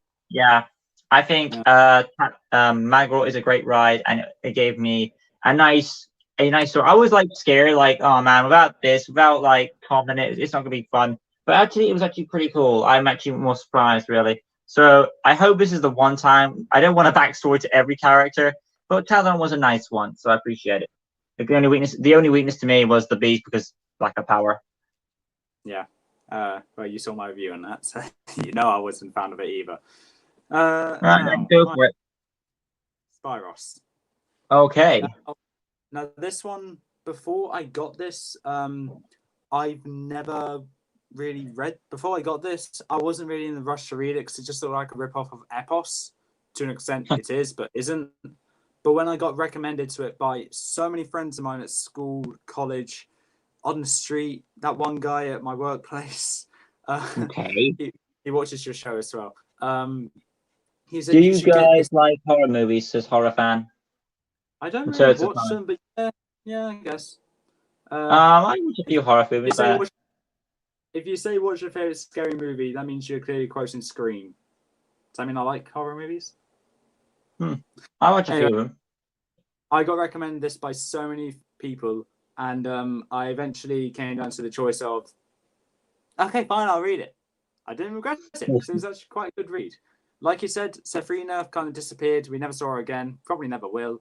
If anything, she probably died with Seth. No. We don't know what happened to Seth either. Oh, love Scream. Horror fan loves Scream. Okay. I haven't watched it. I just know that's a quote. I've seen a scary movie. Does that count? The design is pretty much the same as Epos, so nothing unique there. Abilities, same as Epos, nothing unique there, apart from the ghostly thing that Equinus, I think, has. So that's something unique because this one that was out before Equinus. And the fight, it was Spyros versus Nordren. Look, Spyros versus Evil Spyros. What do I say about that? Yeah, actually, I forgot to mention this when I did Spyros, but I said, I also said this in my review, like, what they should have done is, like, make Spyros basically black, but have Spyros be the name, because Nordren is black. Yeah. That's what I would have done. That way you could have confused them. Yeah, you did say in your review that you thought Sparrow should be replaced for Nordran to make it Lucas a bit Green, more. can you smile at the camera? Oh, Don't God. ask that No. again. Take away Did you just? I'm guessing that Turd only asked that to make Adams cringe or something. That's the only reason I can think of. How does he know that I will cringe at your smile? I know. Okay, but yes, Spyros. It was a good book. I see why people recommended it. They said it was the best special ever. Clearly, we disagree. But we also will probably disagree on the order of the remaining 6 books. Of course. Yeah. And now we're on what? 7, 6? 6. All right. We're coming to the end of the era. Oh God. We're nearly at 2 hours. As it closes down the list, we have a less chance in actually having a matching beast. And for those of you who still with us for so long, claps for you. This review is nearly 2 hours long, like a movie. Yeah, especially if you're sticking with me for the 3 minutes with just me talking to the camera so awkwardly. This is going to be longer. If this goes to 2 hours, it'll be longer than the Cyber Chase review. Luke, let's get more chess. Which of the Beast Quest books has the most beasts in them? I think it's Spyros with 8 beasts. Maybe. I don't want to know more about that. Mortax, I know, had 7. Veteran Crymon also had 8 because Veteran Crymon. Sorry. To an extent, would you count Raksha as his own beast or 6 points because it technically costs a 6 piece? I would not count that. But yeah, I think it's Spyros and Veteran Crymon. That's what I could think of at the top of my head anyway. Yeah, I would say Veteran Crymon because there's technically you got the 2 dragons there and all of the original. But yes, I'm going to stick with Veteran Crymon, not Spyros, because Spyros is technically Spyros herself and Nordran, so not going to count. It was Spyros though, because I don't want to root for a book which had a wrong fact about Arcta. Moving on. 6th place. It's the countdown time. It's the final countdown, not the countdown time. That would be live because it's not really the final countdown. We're not the final one. 2, 1. Reveal your 6th book. Wow, I forgot Verac was still on your list. I forgot that was still there. Yeah, you saw Grashkor. Whose turn is it? Mine. Mine. Seagull. Now, I'm going to say, like with what Lucas said about this, I actually am a really big fan of that whole Alina with the damsel in distress kind of thing. Wow. So you're just seeing fans of Elena. Even though it's kind of a generic thing, don't get me wrong, Elena's one of my favourite characters. She's my favourite companion to Tom. Obviously. That's obvious. But there was a bunch of other things about this that I liked, especially with Sebastian being a one-off character, which I liked a lot, and I really wanted to see more of him, but unfortunately we don't. The design for Grashkor is amazing. The abilities quite varied in it as well, and the fight is absolutely amazing. I gave it a 10 for the simple reason it shows the dedication that Grashkor has, that he will destroy his own power just to have a chance in beating his opponents. He still failed because he got beaten by Furno, Sepron, and Epos.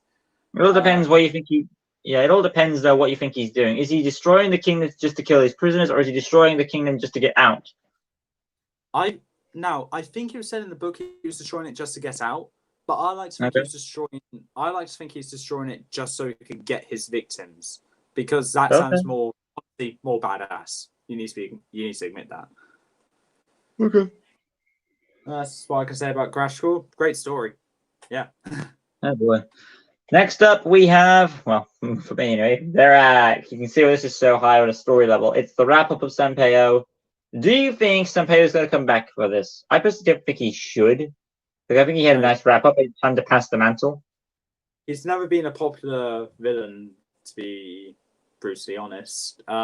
His best outing was Skolo. Worst, I really hate to say it because I love the starter book for that series, is Series 8. Where's the main villain? You saying his worst was the Series 8 stuff?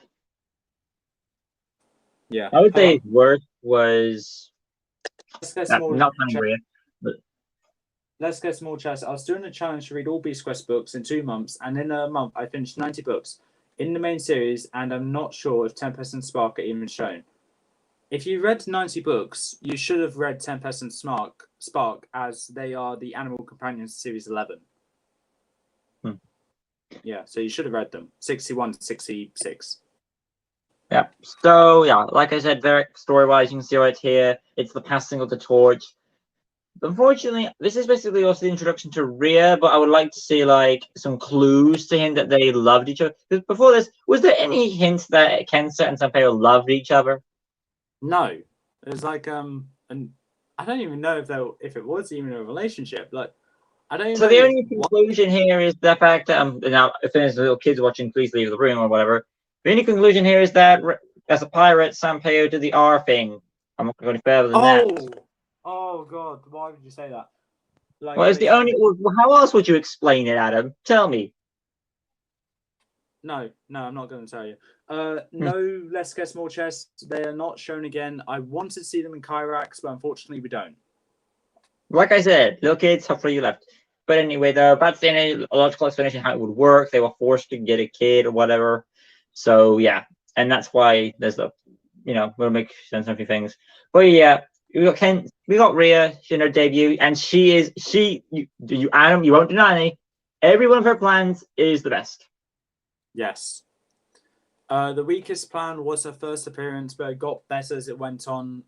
As much as I hate to say it, and I love it as well, Series 22 plan is actually the next worst, and I love that plan as well. Then I think Lucas thinks Series 24's plan for Rhea is the best, but in my opinion, Petrix's for the plan she had in Petrix was better. And that's fine. They're all matter of opinions. As it stands, this is also the better version of the mind control beast than Anaret was. Like I said, I was referring to this book when it came to that other mind control thing. Yeah, I mentioned that when I spoke about Verac. So yeah, so I think that did well. Sanpeo's death, I think it was handled very well because like he died in a stupidity way. Would you rather see this guy go out in stupidity or style? I don't think he deserves style. So nah, so he died by I need to put the jewel in the sword. I forgot that. Whoopsie, boom. But the thing is, Rhea is shown to care about her father when he dies. Or do you think she's faking that too? Because we don't know. At the start, she's like, I don't care about my father. But then she's like, I feel something. Let's guess more chest says style. So you think he deserves style? If you want to see style, look at Marrow's death in Series 10. That is style. Look at Toy Story. He's falling with style. But yeah, I feel like it's hard to say with Rhea if she's going to be like the next Petra or something. Yeah. She is. I don't think she's going to be the next Petra. I like to think she'll be like Kensa, but as we can guess, a lot better. Do you think Petra will be fully redeemed? Maybe. At this point, maybe. Probably. Like, she's eventually. I like to think she will stay as an anti-hero, but I don't think she will. Nice haircut. I'm assuming he's talking to you, man. He said Lucas Green, so. Really? Yeah, he said Lucas Green, nice hair. Really? Okay, if you say so. Thanks. Yeah. Petra's first appearance was good, though. It is as it is. Anyway, as it stands, though, like I said, Verac is an interesting book. Very fun ride. I had fun with it, going through the characters and the beast and the overall story. I think we also got to see different points of the characters, like from Tom and Eleanor, different points of the story through there. So I think it gave us a good, solid wrap up to Sanpeo. And it's not like, I think people were like happy he's gone more than like, oh, I'm sad. So that's my thoughts on that. And yes, I pronounce it Verac. To an extent, I was kind of like sad to see Sanpeo go because I kind of thought he was okay. But looking back at all his seasons that he was in, he was only behind Series 8. Apparently, Turd is judging haircuts for some reason. Yeah. I just saw that comment. Thank you. But Series 8, Skolo, that's it.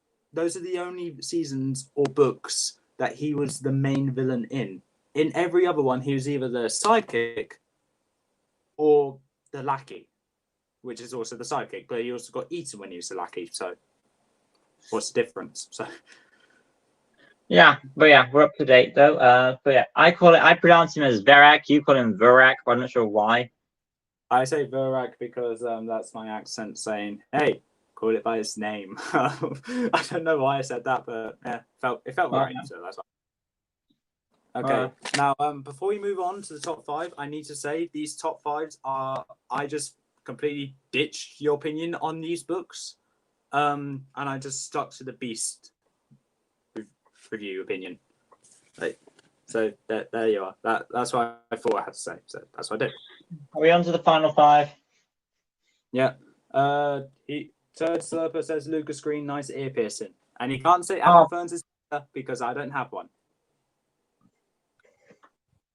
Yeah, I also have an eyebrow piercing. If you can just make it out, what there it is. No, it's there, right there. It was a sucker too. I don't plan to get a piercing, so. If you're wondering why and how, I got it because I like the Spider-Verse stuff. As you can get the reference there. But anyway, that's a long story, and it was cool.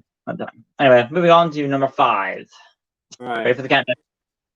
3, 2, 1, go. I forgot you had Verac there. I like Verac. I like when we get closer to the end, the ones that you didn't like are the ones that I really liked, and the ones I didn't like are the ones you really liked. I believe it is your turn to talk about the Beast first. Yeah, so it is. So Verac, this is one of the original ones I started to love. It's basically the once again, Tom is training another young guy, and he's basically trouble from the start. He's powerless. He's a weak warrior. You don't think he's capable of nothing, but then he stumbles down this. Now, pardon me from, excuse me the way I say this. He stumbles down this hole. Excuse the words the way that pronounces. But yeah, and finds this beast where he takes control of him, and it's like, join me and all that. Like together, they became strong, and as he bursts out the ground, this army just expands more and more. And I think that makes it scary is the fact that what's more scary is like, are you scared of something that looks like a hideous, disgusting creature, or that these unknown? You don't know what's under those helmets. They look like it's like that one stone face just looking at you. And then there's hundreds of them, and then there's this iron. Giant. Was it iron? Giant. It was the Iron Soldier heading straight for that castle, that fiery image. Oh, that was the tension built up there, and then it felt like the Iron Legion crowding around. I felt like there was a lot of great tension in this book, and it felt like a good time where everyone in Navantia had to rally together to beat this threat. It all came down to, I believe he died via falling into water. Yeah, it was a pretty fun adventure there. A safer way that you could have said a hole that Samuel fell in. You could have said a ravine. That too. It's not. Okay. Now I think it's my turn to talk about this one. Now, like I said, I'm going to go with only Beast of You. Probably mention the story a bit, but Beast of You, this one got not the highest of the remaining 5 because that's for another book. But this one got 26, which is relatively high compared to others, and is tied with quite awesome. Design and abilities were both a 9. Petrix, as I said, with Victor, is a walking death machine. Well, flying for this one. But the fight didn't really have anything of good interest, but it doesn't change the fact that it was a good fight, though. And it kind of showed that Tanner should be related to Tom because of their determination to not give up, even on the verge of death. And the story, Lucas didn't like it for some reason. Yeah, actually, I want to bring this up. You actually remind me of something I mentioned later on. Like, even though this book has like plot holes, no plot holes. Like, Rhea's plan was to go back in time to get rid of Tom because he's related to Tanner. But when she sees him, she's like, "Oh, you're related to Tana." Like, you just realized that now? It feels contradicting. Because like she goes back in time because she knew this, but then she's like, "Oh, now I know now." I don't get that part. Yeah, I got nothing to combat that. Probably the fact that she was taking the chance. Like, if you get rid of the first master of the beast, and then a beast destroys the kingdom, then there'll be no one to take. There'll be no one to help out and finish up the chaos that Petrix started. I wish that made sense. But basically, kill the master of the beast, take over the kingdom. Not just Tom should have died there. I think everyone should have started fading out there. Because if you kill one person or let one thing happen, a lot of stuff can happen. I saw that as a prime example in The Simpsons with that time and punishment episode in the Halloween thing. But yeah, another thing I like about this book, and it's probably why I got. George says, "I love your videos." I'm not sure which one of you mean. If you mean me, thank you. If you mean Adam, thank you. But another thing I like to mention about the story is that I got introduced to these people I'm going to be reading about soon, which are Tanner, which I've already been introduced to because of Croco, Gwen, not the first time I heard that name, Caster, who's kind of a prick to be honest, and Rufus, who we have been introduced to before, but he actually gets to do something. Along with you got to see Falco again. Yeah, along with their own respective beasts. Firepos, not Epos. Contradiction. I think I might know. Now I know who your number one is. I think I know. Firepos is Tanner's. Nera is Caster, and Galkian, that's how I'm going to pronounce it, is for Gwen. And obviously Falco is for Rufus, because Rufus gets the best one. Okay. Let's get this. Is it stated that Tom and Tanner are related, or what are your opinions? I think it's stated in Croco, but if it's not, I think it made it obvious in this when Tanner went into the fight against Petrix, even on the verge of death, he is still willing to protect his kingdom, like we know Tom would do.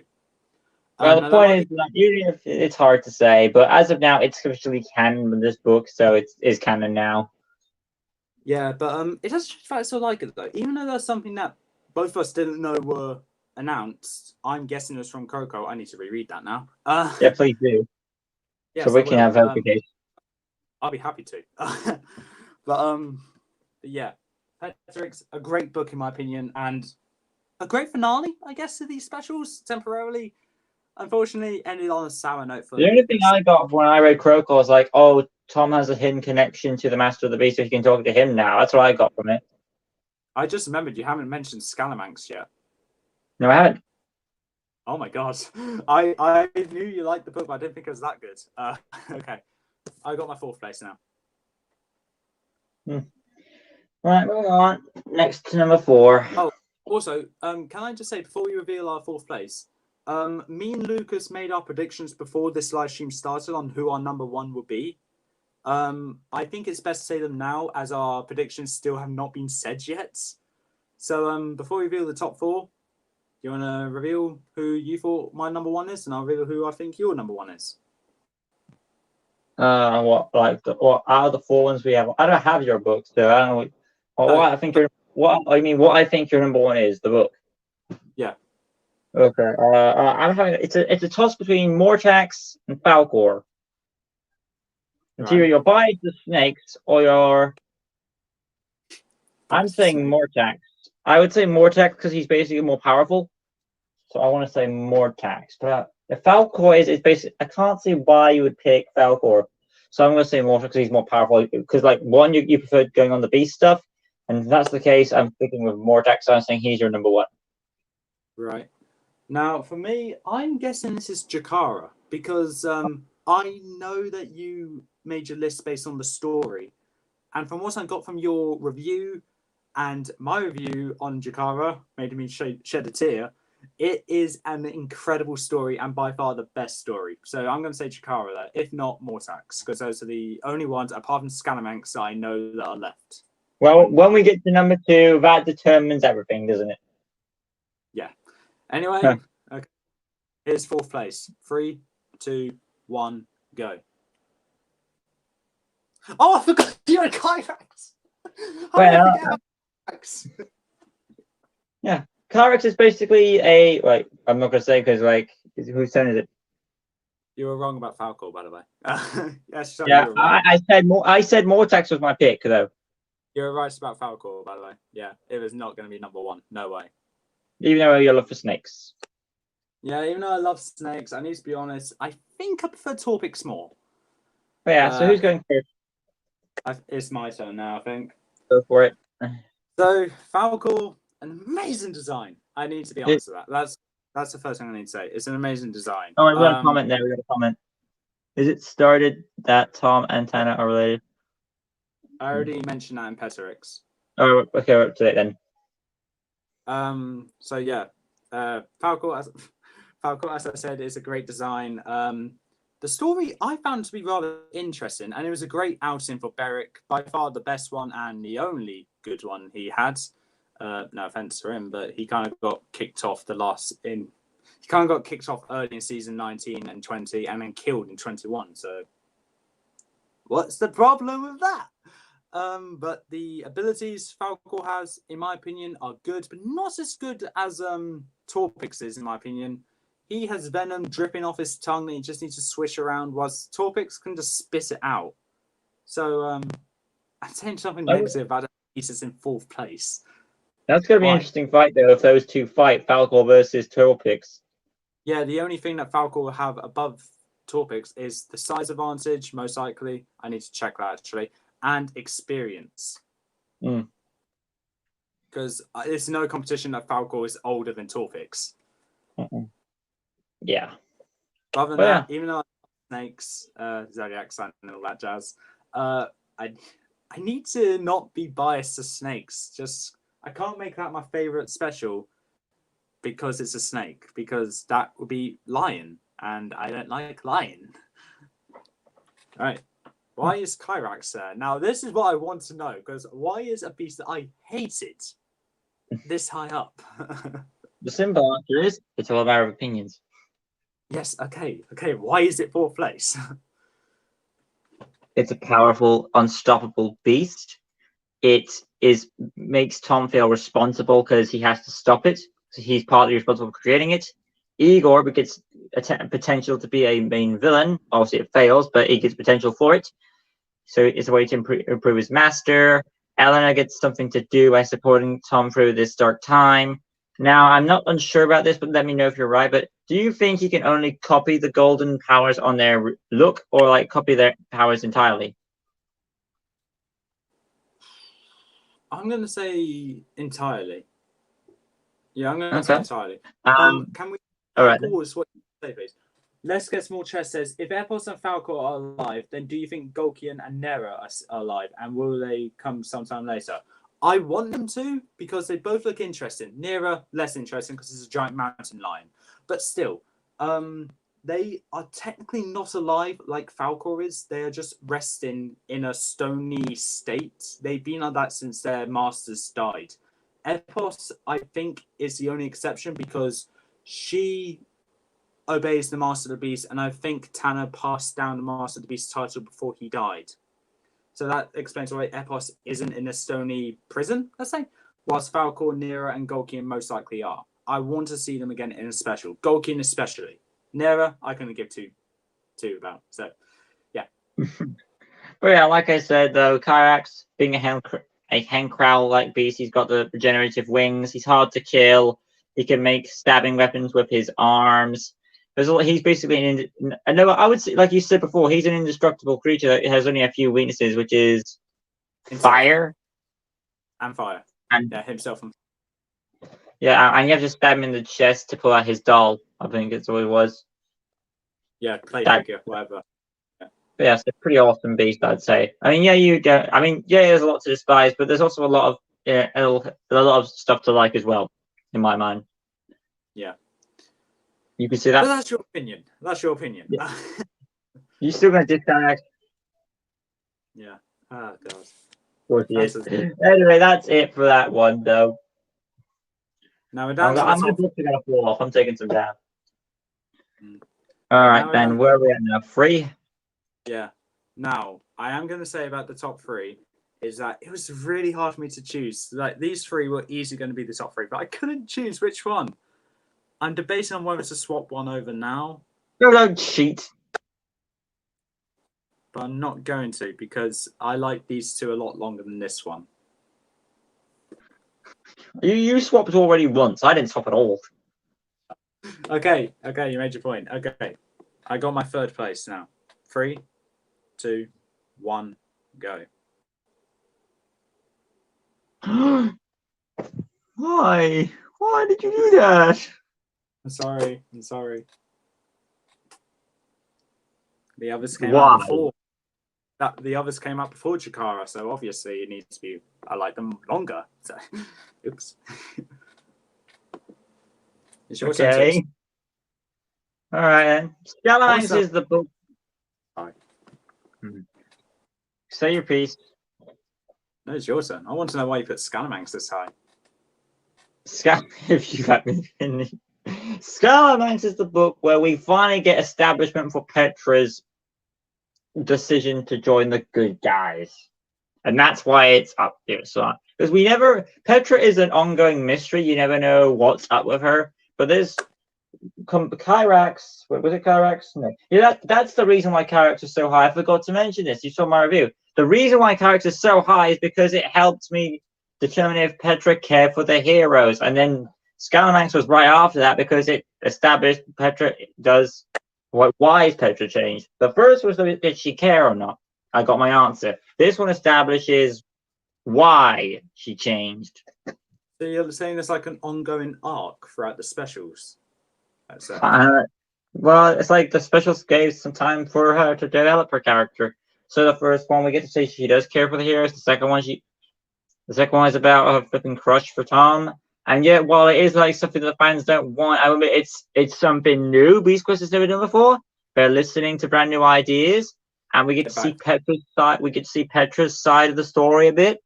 We get to see a new villain in the Locksmith, who could be a potential villain for later down the road. Who looks pretty interesting. Scalamanx is kind of a bore as a beast, but overall, the story to me was an enjoyable ride, and it progressed all the characters. So that's why I put it so high on the list for me. So now, does that justify Kyrax and Scalamanx why they're there? I guess they're not going to change my opinion on Kyrax. Nothing. Well, on a beast level, I agree with you. Fine. Now, I'm so sorry for this. Chikara. Yeah, please explain why the mighty Chikara is here. The only thing that pulled it down was its design.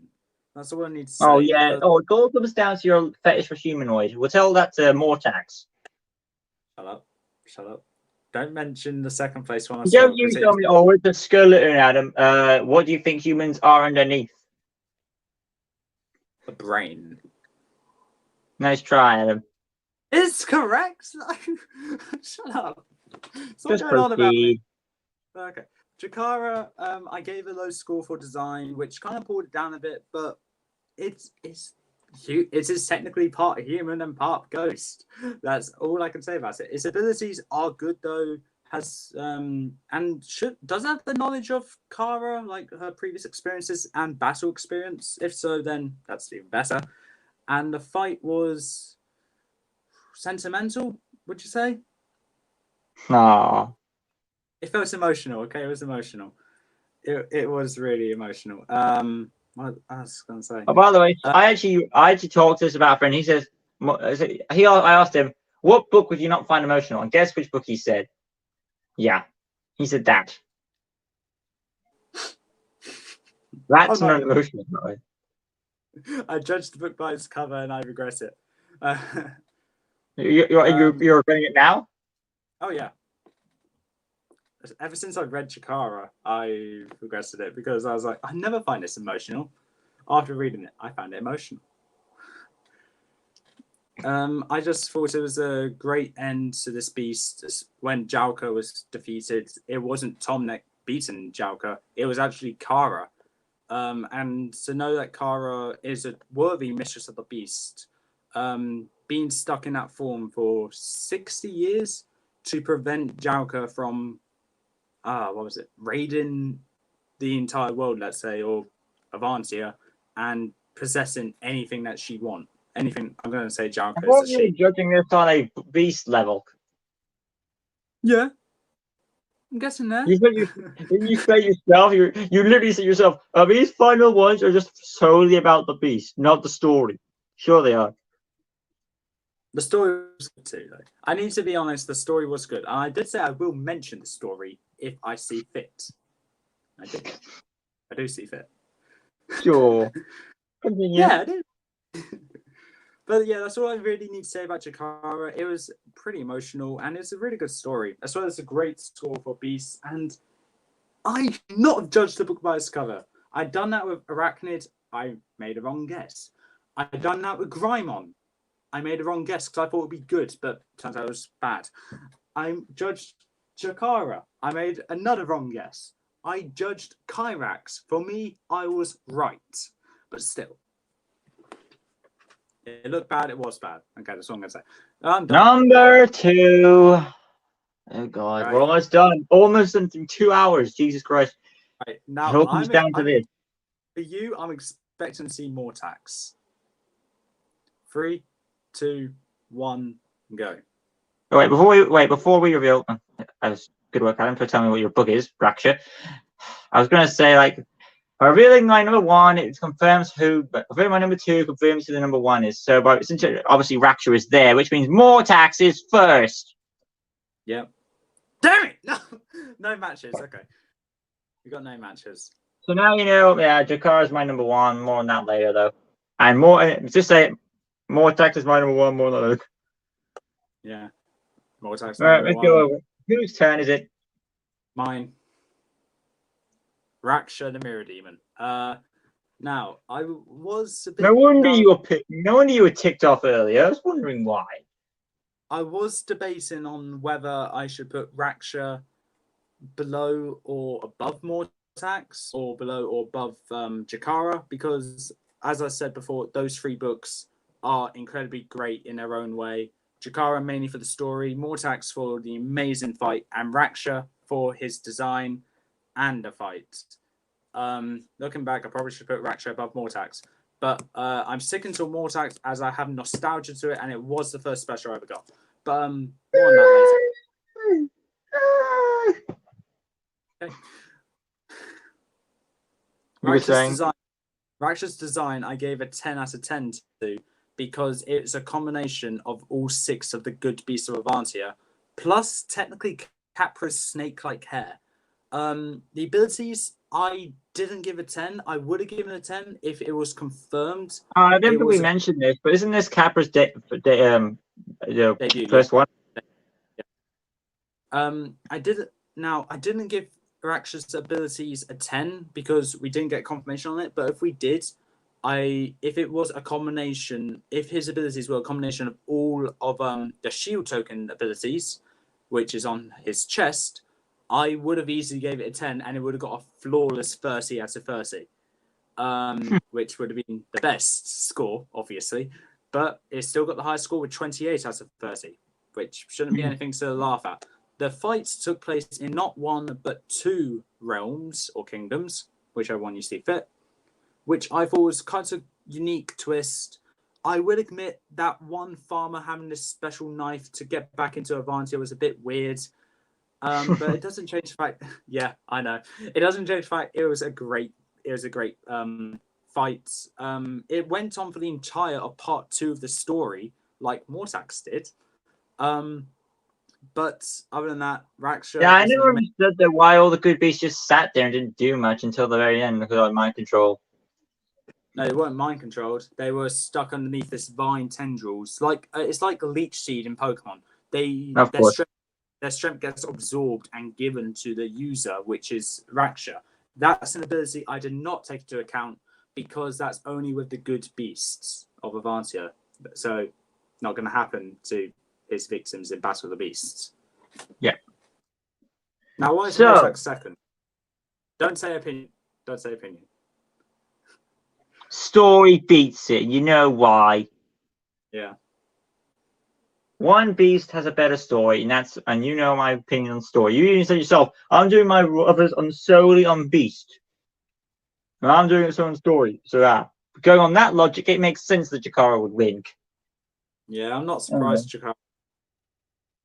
Obviously not. And we know each other so well. We know who our favorites would be. Whatever. Mortax, Lieutenant number 2. He is the best, well, second best anyway, sadly. Sorry, Chikara, you're all better than him. Anyway, though, like I said, though, once again, Chikara. Shut up. I'm doing this again. Not Chikara. Mortax. Chikara's on the brain today. Mortax is number 2. Easily a great beast. Challenging. This is like the first time Chom was ever pushed to his limits, I would say. Yeah. Definitely. So, it's like he's got all the good beasts turned against him, trapped inside a Colosseum. Petra's debut, and it's actually a fitting one for her. She gets this guy as her debut. That's an awesome introduction for a character. Yeah, and of course, not to mention, it's a great introduction to her, where she just walks out of a dark, dimly lit corner of the Gallery of Tombs, go like, "Hello, you, come alive, kill that guy that's already dead." But no, okay, guess not. Okay, go to the Central Plains, take the beast with you. Like Rashkor before him, he also has the Dark Lord resemblance. There's the shoulder pad, the cape, horn. Yes, I get wow, Beast Quest does like to do their Dark Lord comparisons there. But yeah, so other than that, though, it's a great book. Controlling all the evil beasts. He has his Dark Arena. We are kind of limiting on his powers because of how he operates, because always there'll be no challenge at all. But as it stands, Mortax is a great story. Turning Ella into a henchman, that's also something new for a bit. She's kind of a crappy henchman. Still, it's something new, and I appreciate that. And what did it come down to? How did Tom beat this one? Oh, taking the heart out. The heart! Yeah, in a gruesome way. Literally grabbing the heart and pulling it out. Kind of a gruesome way. But yeah, overall, though, Mortax is such a great book, and it's easy to see why, for me, it's my number 2 and Adam's number 1. It's obvious why I gave it for score on fights. Right? So, what did you do? Yeah, I gave it. Wait, what was your number? I was trying to remember what was your number 3. I forgot what your 3 was. My number 3 was Chikara. Oh yeah, you took me off again. Thank you. It is sad though that our high ups are like mixed in the wrong order. Like no, it should be there. So at least we have that going on. Our high ups that were so close. But yeah. So did we address both of our beasts on number 2? I think we did. Yeah. Obviously, there's no point for the final countdown. The point for this 3, 2, 1. Chikara and Mortax. It's your turn or my turn? Yours. Need I say more about the story of Chikara? Adaro leaves his home to go on a quest to find what happened to this great warrior of legend, Kara. And it turns out she has been holding back a beast for 60-odd years to prevent it from causing havoc to any kingdom it will go out to. And in order to stop it, while hurt, she decides to give up her own life because she's still hurt. The only thing that's willing to keep her alive is being stuck inside Jalka's body. And she is willing to fight all the pain as she can go through 60-odd years, trying to hold on to the ground, trying to beg through, trying to fight through every chance she gets just to control it. You've got the cave people, those mind slayers. What are they, natives? Oh, they're actually the people who are turned into natives because of Jalka's evil. And in a way, she's trying to stop it, and she feels bad because, like, I couldn't save these people, but I'm going to still try and protect the world. She's still willing to fight on. Tom has to figure out what's going on here, but she's really a master of the beasts. Or mistress, I should say, but nonetheless, though, it is great to see this conflict going on, figuring out all the pieces, putting them together, and the fact how Jalka, even though it's called Chikara, Jalka has her own personality too, because like we have this mixed we have to understand on 3 points. You've got Jakara's personality, the Jakara who is the fused version. You've got Kara as a personality, and you've got Jalka. So that's 3 characters you've got to establish in one body, and that's hard to do. But they find a way to actually pull that off, and it's really awesome. And the emotional way that I'm doing it again. We're doing the emotional thing again. I'm doing the emotional breakdown, G. It It's emotional. I would say that. We get to the end of the book now. Force field is around, no way out. It's a one-way wind shot. Tom is pushed down to his limits, and finally, one time, Kara manages to. I think Tom gets the armor off her, and that's what causes her to escape. And then she's free. Kara gets the final blow on Jalka, splitting her in half. Now, yes, she's a ghost beast, and you're probably wondering why. How could that work? How could Jalka be hurt? She's a ghost. But this one doesn't bother. There's no plot hole here. They don't let plot holes come. Because she touched Tom, I canon that makes her. Like, she touched Tom, right? That makes her solid. So that explains why she was able to slice the beast in half. Symbolism for the win. And Kara sacrifices herself. And Tom feels like, oh, well, I shouldn't have done that because now you're going to die. But you did the right thing. It's, oh, my God, the feelings. Kara sacrifices herself and now is back in the Gallery of Tombs. And like, she was in her youth, she was in her prime, and now she's been in that stuck state for 6 years. I mean, I don't. When you do that piece review, Kara better be high up on your list. I swear to God, if she is on the bottom, somewhere low, you are. It was high on my beast review. I meant when you did the Mistress of the Beasts and stuff. Oh right. Okay. Yeah, Right. but as you can see, you can easily see why Jakara is the best beast. And by the way, for the record, Jakara is not just my best special. She's my favorite book, period. That's how good she is. Let's Get Small Chest says, do you remember Cycron? I think it's No, I don't. Forgotten Beast. Oh yeah, now Adam knows my favorite book of all Beast Quest time. And by the way, I'm not sure what your favorite book of all Beast Quest It's time higher was. than Silver. That's higher than Silver. Jakara's higher than Silver. Yep. Okay, I'm not even surprised. Like, it was a great story. Best No, book I ever. do not. Yeah, no, I do not remember Cycron. Yeah, that's pronounced. Like, do you What was remember your Cycron? favorite book? No, I don't actually. But what was your favorite book overall? Now we've read all of them. Okay, let me talk about my favorite book of all time, Mortax Skeleton Warrior. Well, you telling me both our favorite books are specials? Yeah, I did it on the ranking. Yeah, I agree, but you might have changed over then because like there's been more books since then. Yeah, if Mortax won that, then Whatever. Anyway, proceed. yeah. Okay. But before we go on, you can understand why Jakara is my number one. Yeah. Yes. I'm honestly not surprised that Jakara was your number one special. I was surprised that it beaten Silver. So, because I never would have thought you would have swapped Silver out. Cyclone is a good beast of good. Oh, good dead beast. Hold on. Oh, that was mentioned in another book. Oh, okay. Now that's ringing the bell. Cyclone is a good dead beast of good. Someone's ringing the bell. Because I have to repeat recently did that joke. Was that mentioned? Was it mentioned in the special or a main series book? Because I'm actually interested. Sure. I'm not sure. I don't read the. If it's a spin-off, I'm not sure, but it's not a spin-off. I know that because it's a good. It's a. Maybe was it mentioned in? Was it mentioned in the Chronicles of Valence or something? I don't think so because it's. Yes. Right. Yeah. Okay. Yeah. Now. What? It mentioned in Isridia. Yeah. Okay. I don't blame you. It says most forgotten beast because that did not come to my head. Wasn't it? Okay, because I know Isridia's fight was in like a skeleton graveyard kind of thing. Are you saying that Cycron's skeleton was in that? Because if so, that's just messed up. That's messed up. Indeed, it is. Oh, great! Now Reese is messaging me. What do you want? I'm not going to talk to him just yet, though. Wait, is he messaging you on here, or is he messaging you on something else? Messenger. He's probably going to say, "Hi, I need a favor." No. Live stream. We're live stream. Yeah. Okay. Mortax. Just need to say, the story. I'm not really supposed to talk about the story. Is incredible. It's not as Yeah, good you once again contradicted your rule. Carry on. It's not as good as Jakara. I need to be honest. It's not as good as Jakara with the story. But the beast more than makes up for it. Its design is better than Jakara's. Its abilities are better than Jakara's. Its fight is better than Jakara's. Not as sentimental, but still better than Jakara's.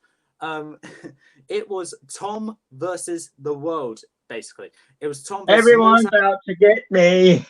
It was Tom versus Mortax versus Storm versus Silver versus Alina versus Petra versus Ferno versus Sepron versus Arxa versus Tigers versus Nanook versus Epos. But we never actually got that, did we? Did we actually get? No. Oh god. But okay, basically, Silver and Storm went to attack Mortax. They failed, obviously. Alina went to attack Tom, failed. Petra, I think, just sat there and watched. Not Another beast. And Tom, no, and the first 6 beasts, the good beasts of Avantia, they all fought each other. That is something I added on with the fight score. Yeah, but they're fighting each other. Wouldn't you use them as minions to take each other out? Like, take Tom out one by one and weaken him? I mean, okay, it's like I'm linking this to Doc 2 now. Mortax, you can agree, possessed those 6 beasts, right? Yeah, mind control. Like he mind controlled those, and then the arena mind controlled everyone else. Yeah, okay, so he mind controlled the 6 good beasts, right? So it's like hypnotism. It's like hypnotism. You can send daylight out to someone, but you can't hypnotize them to death. That was mentioned in the Christmas Invasion Series 2. So the beast is called Cyclone and One-Eyed Tiger. I've never heard of that, but I think that was meant. It should be mentioned in this video if you're mentioning it. So yeah, okay, I'm gonna take your word for that. Okay, but yeah, you can't really mind control them to death. So if they fight each other, give them really bad wounds, then they bleed out, they die. Simple as. I think that's what Mortax's plan was originally, but it doesn't change the fact that it was an amazing battle with all of them, and you'll be happy to know Ferno and Epos tied for first place. My favorite Series 1, most likely your favorite Series 1, went down together. Symbolism. I guess, because they're the best, easily. What else was I going to say? Yeah. Then it went on to the main battle of Tom versus Mortax. Admittedly, not as intense as the Battle of the Beast, literally. That was the original Battle of the Beast. I did not mean to get the series name from that. Oops. And it was a rather back and forth battle. One had the advantage, the other had the advantage, and it ended up with Tom getting the advantage and ripping out the heart of Mortax. It reminds me of the original mini-series of It, where the adults, the ones that are alive, ripped out Pennywise's heart and just raised it up into the sky. Like, yes. That's also in the Indiana Jones too. Yeah, it also links to a fatality in Mortal Kombat X. Oh man, yeah. Yeah, there was that scene is so iconic in so many other media franchises, and then have it done in Mortax, I think is really great. And for that reason, for the fight alone, Mortax is my favorite beast of all time. But yeah, I can understand that actually. That makes perfect sense. For a beast, a bow, heck yeah, Mortax. For a story, you really mean? That's why. Yeah, I'm with you on Jakara. But it's fun. Like the best storybook goes to Jakara. The best battle of all time goes to Mortax. Of all the ironicness, they're the top. But hey, at least I made mine a top 2. You put Jakara at 3. Yes, because I preferred Raksha more, because I needed to give the highest score for any Beast v Beast around a high place. When you said you were having a hard time swapping between the final 3, what was it? It was Jakara Raksha mainly. That's what I had a hard time doing. When I got to the top 3, I'm tempted to swap one over. I was tempted to swap Jakara Raksha, really. Okay, yeah, I mean, you could do that, but I was trying to follow the rules. Like you already did that once. Yeah, no. I never swapped at all. Have you ever read the Battle of the Beast series? No, I made my own season on it. Does that count? Yeah. But we did it for 2 hours. It's finally over, ladies and gentlemen. We have officially done the specials ranking. For me, this is probably the last thing I'll be doing Beast Quest related. For Adam, I know he's not still on Beast Quest because I literally told him about the ranking of all of the mistresses. Basically, I will title the video maybe Warriors of the Beasts. That's basically how I would title it. And of course, if you haven't already, we do have the special collaboration we will be doing in 2021. We're not going to say what the game is, but we will be doing Adam will be coming over to visit to do that walkthrough with me, and that'd be awesome. So that's going to be something you guys want to look out for. And the reason why I'm going over to visit is because I have a mode of transportation. He doesn't. Sorry, Adam, but I don't like driving. It's good exercise to walk. Yeah. I like walking. Why don't you walk to my house then? I'm not gonna walk. I will use roller skates if I could. Okay. On another note, though, yeah, that would be all, wouldn't it? Yeah. But there was one thing I was going to add on, saying you said after my Master of the Beast ranking, then I'm done with Beast Quest for a while. Wrong. You forgot about Battle of the Beast Specials tournament. All 24 yeah, you do competitors have that. Adam's still got to do the Battle of the Beast specials, and he's also got to do, which is basically specials is, or was it generations? It was Battle of the Beast old generation, then we had Battle of the Beast new generation, Battle of the Beast special generation, and Battle of the Beast old generation. The new generation one has not been done yet because I do not have Glarky and Diprox, or Diprox. I'm going to say Diprox now. As for me, I've read the first two of Series 25. He has not, so I'm kind of ahead of him now. I haven't read them. Yeah, you have them, but you chose to wait. I chose to get through half just to get up ahead from you. Sure. Of course. But yeah, also on another note, like I said before I head off, if you haven't already, smash the subscribe button to Adam's channel for helping me with this awesomeness. Thank you, Adam, so much for watching. I really thank you so much for all the help you've given me. Subscribe to both his channels, the Adam Fearns and the Adam Fearns Archive channel. They both need subscribing. Both do get that support. And of course, thank you guys so much for watching as well. Subscribe to my channel as well to help us get to 2,010 subscribers, because that would really help out. And we can get that live stream for Brawlhalla out. So what are you waiting for? Smash that like button all the way. Of course, that will be Brawlhalla. We got one more comment. Let's Get Small Chest says, can you make a collab video with all beasts mentioned in Beast Quest one day? Is that like ranking them? Because we're going to be here for hours. No. Is he asking for another collaboration video? Yeah. Well, yes, obviously. That's what he said. Can you make a collab? But beasts mentioned Beast Quest. Like, is that like ranking them or giving our like brief opinions on them? Because if so, you want to wait? Do you want to wait for an explanation what he means by that, or shall we just wrap up? I mean, I'd like to see an explanation because I'm not sure how hold that for it. On so many beasts. All right, then we're at 2 hours in, but fine. We'll let him wrap up his question. We'll call out there. Take time. But yeah, you wanted to answer his. You were curious about his question. Yeah, I know. Next time we're so close to finish, and you just want to one little question. But yeah, like I said, Brawlhalla live stream. Adam will be there moderating duty if he's able to attend. If we can get to 2,000 subscribers, I will be doing live stream as ASAP as soon as I can.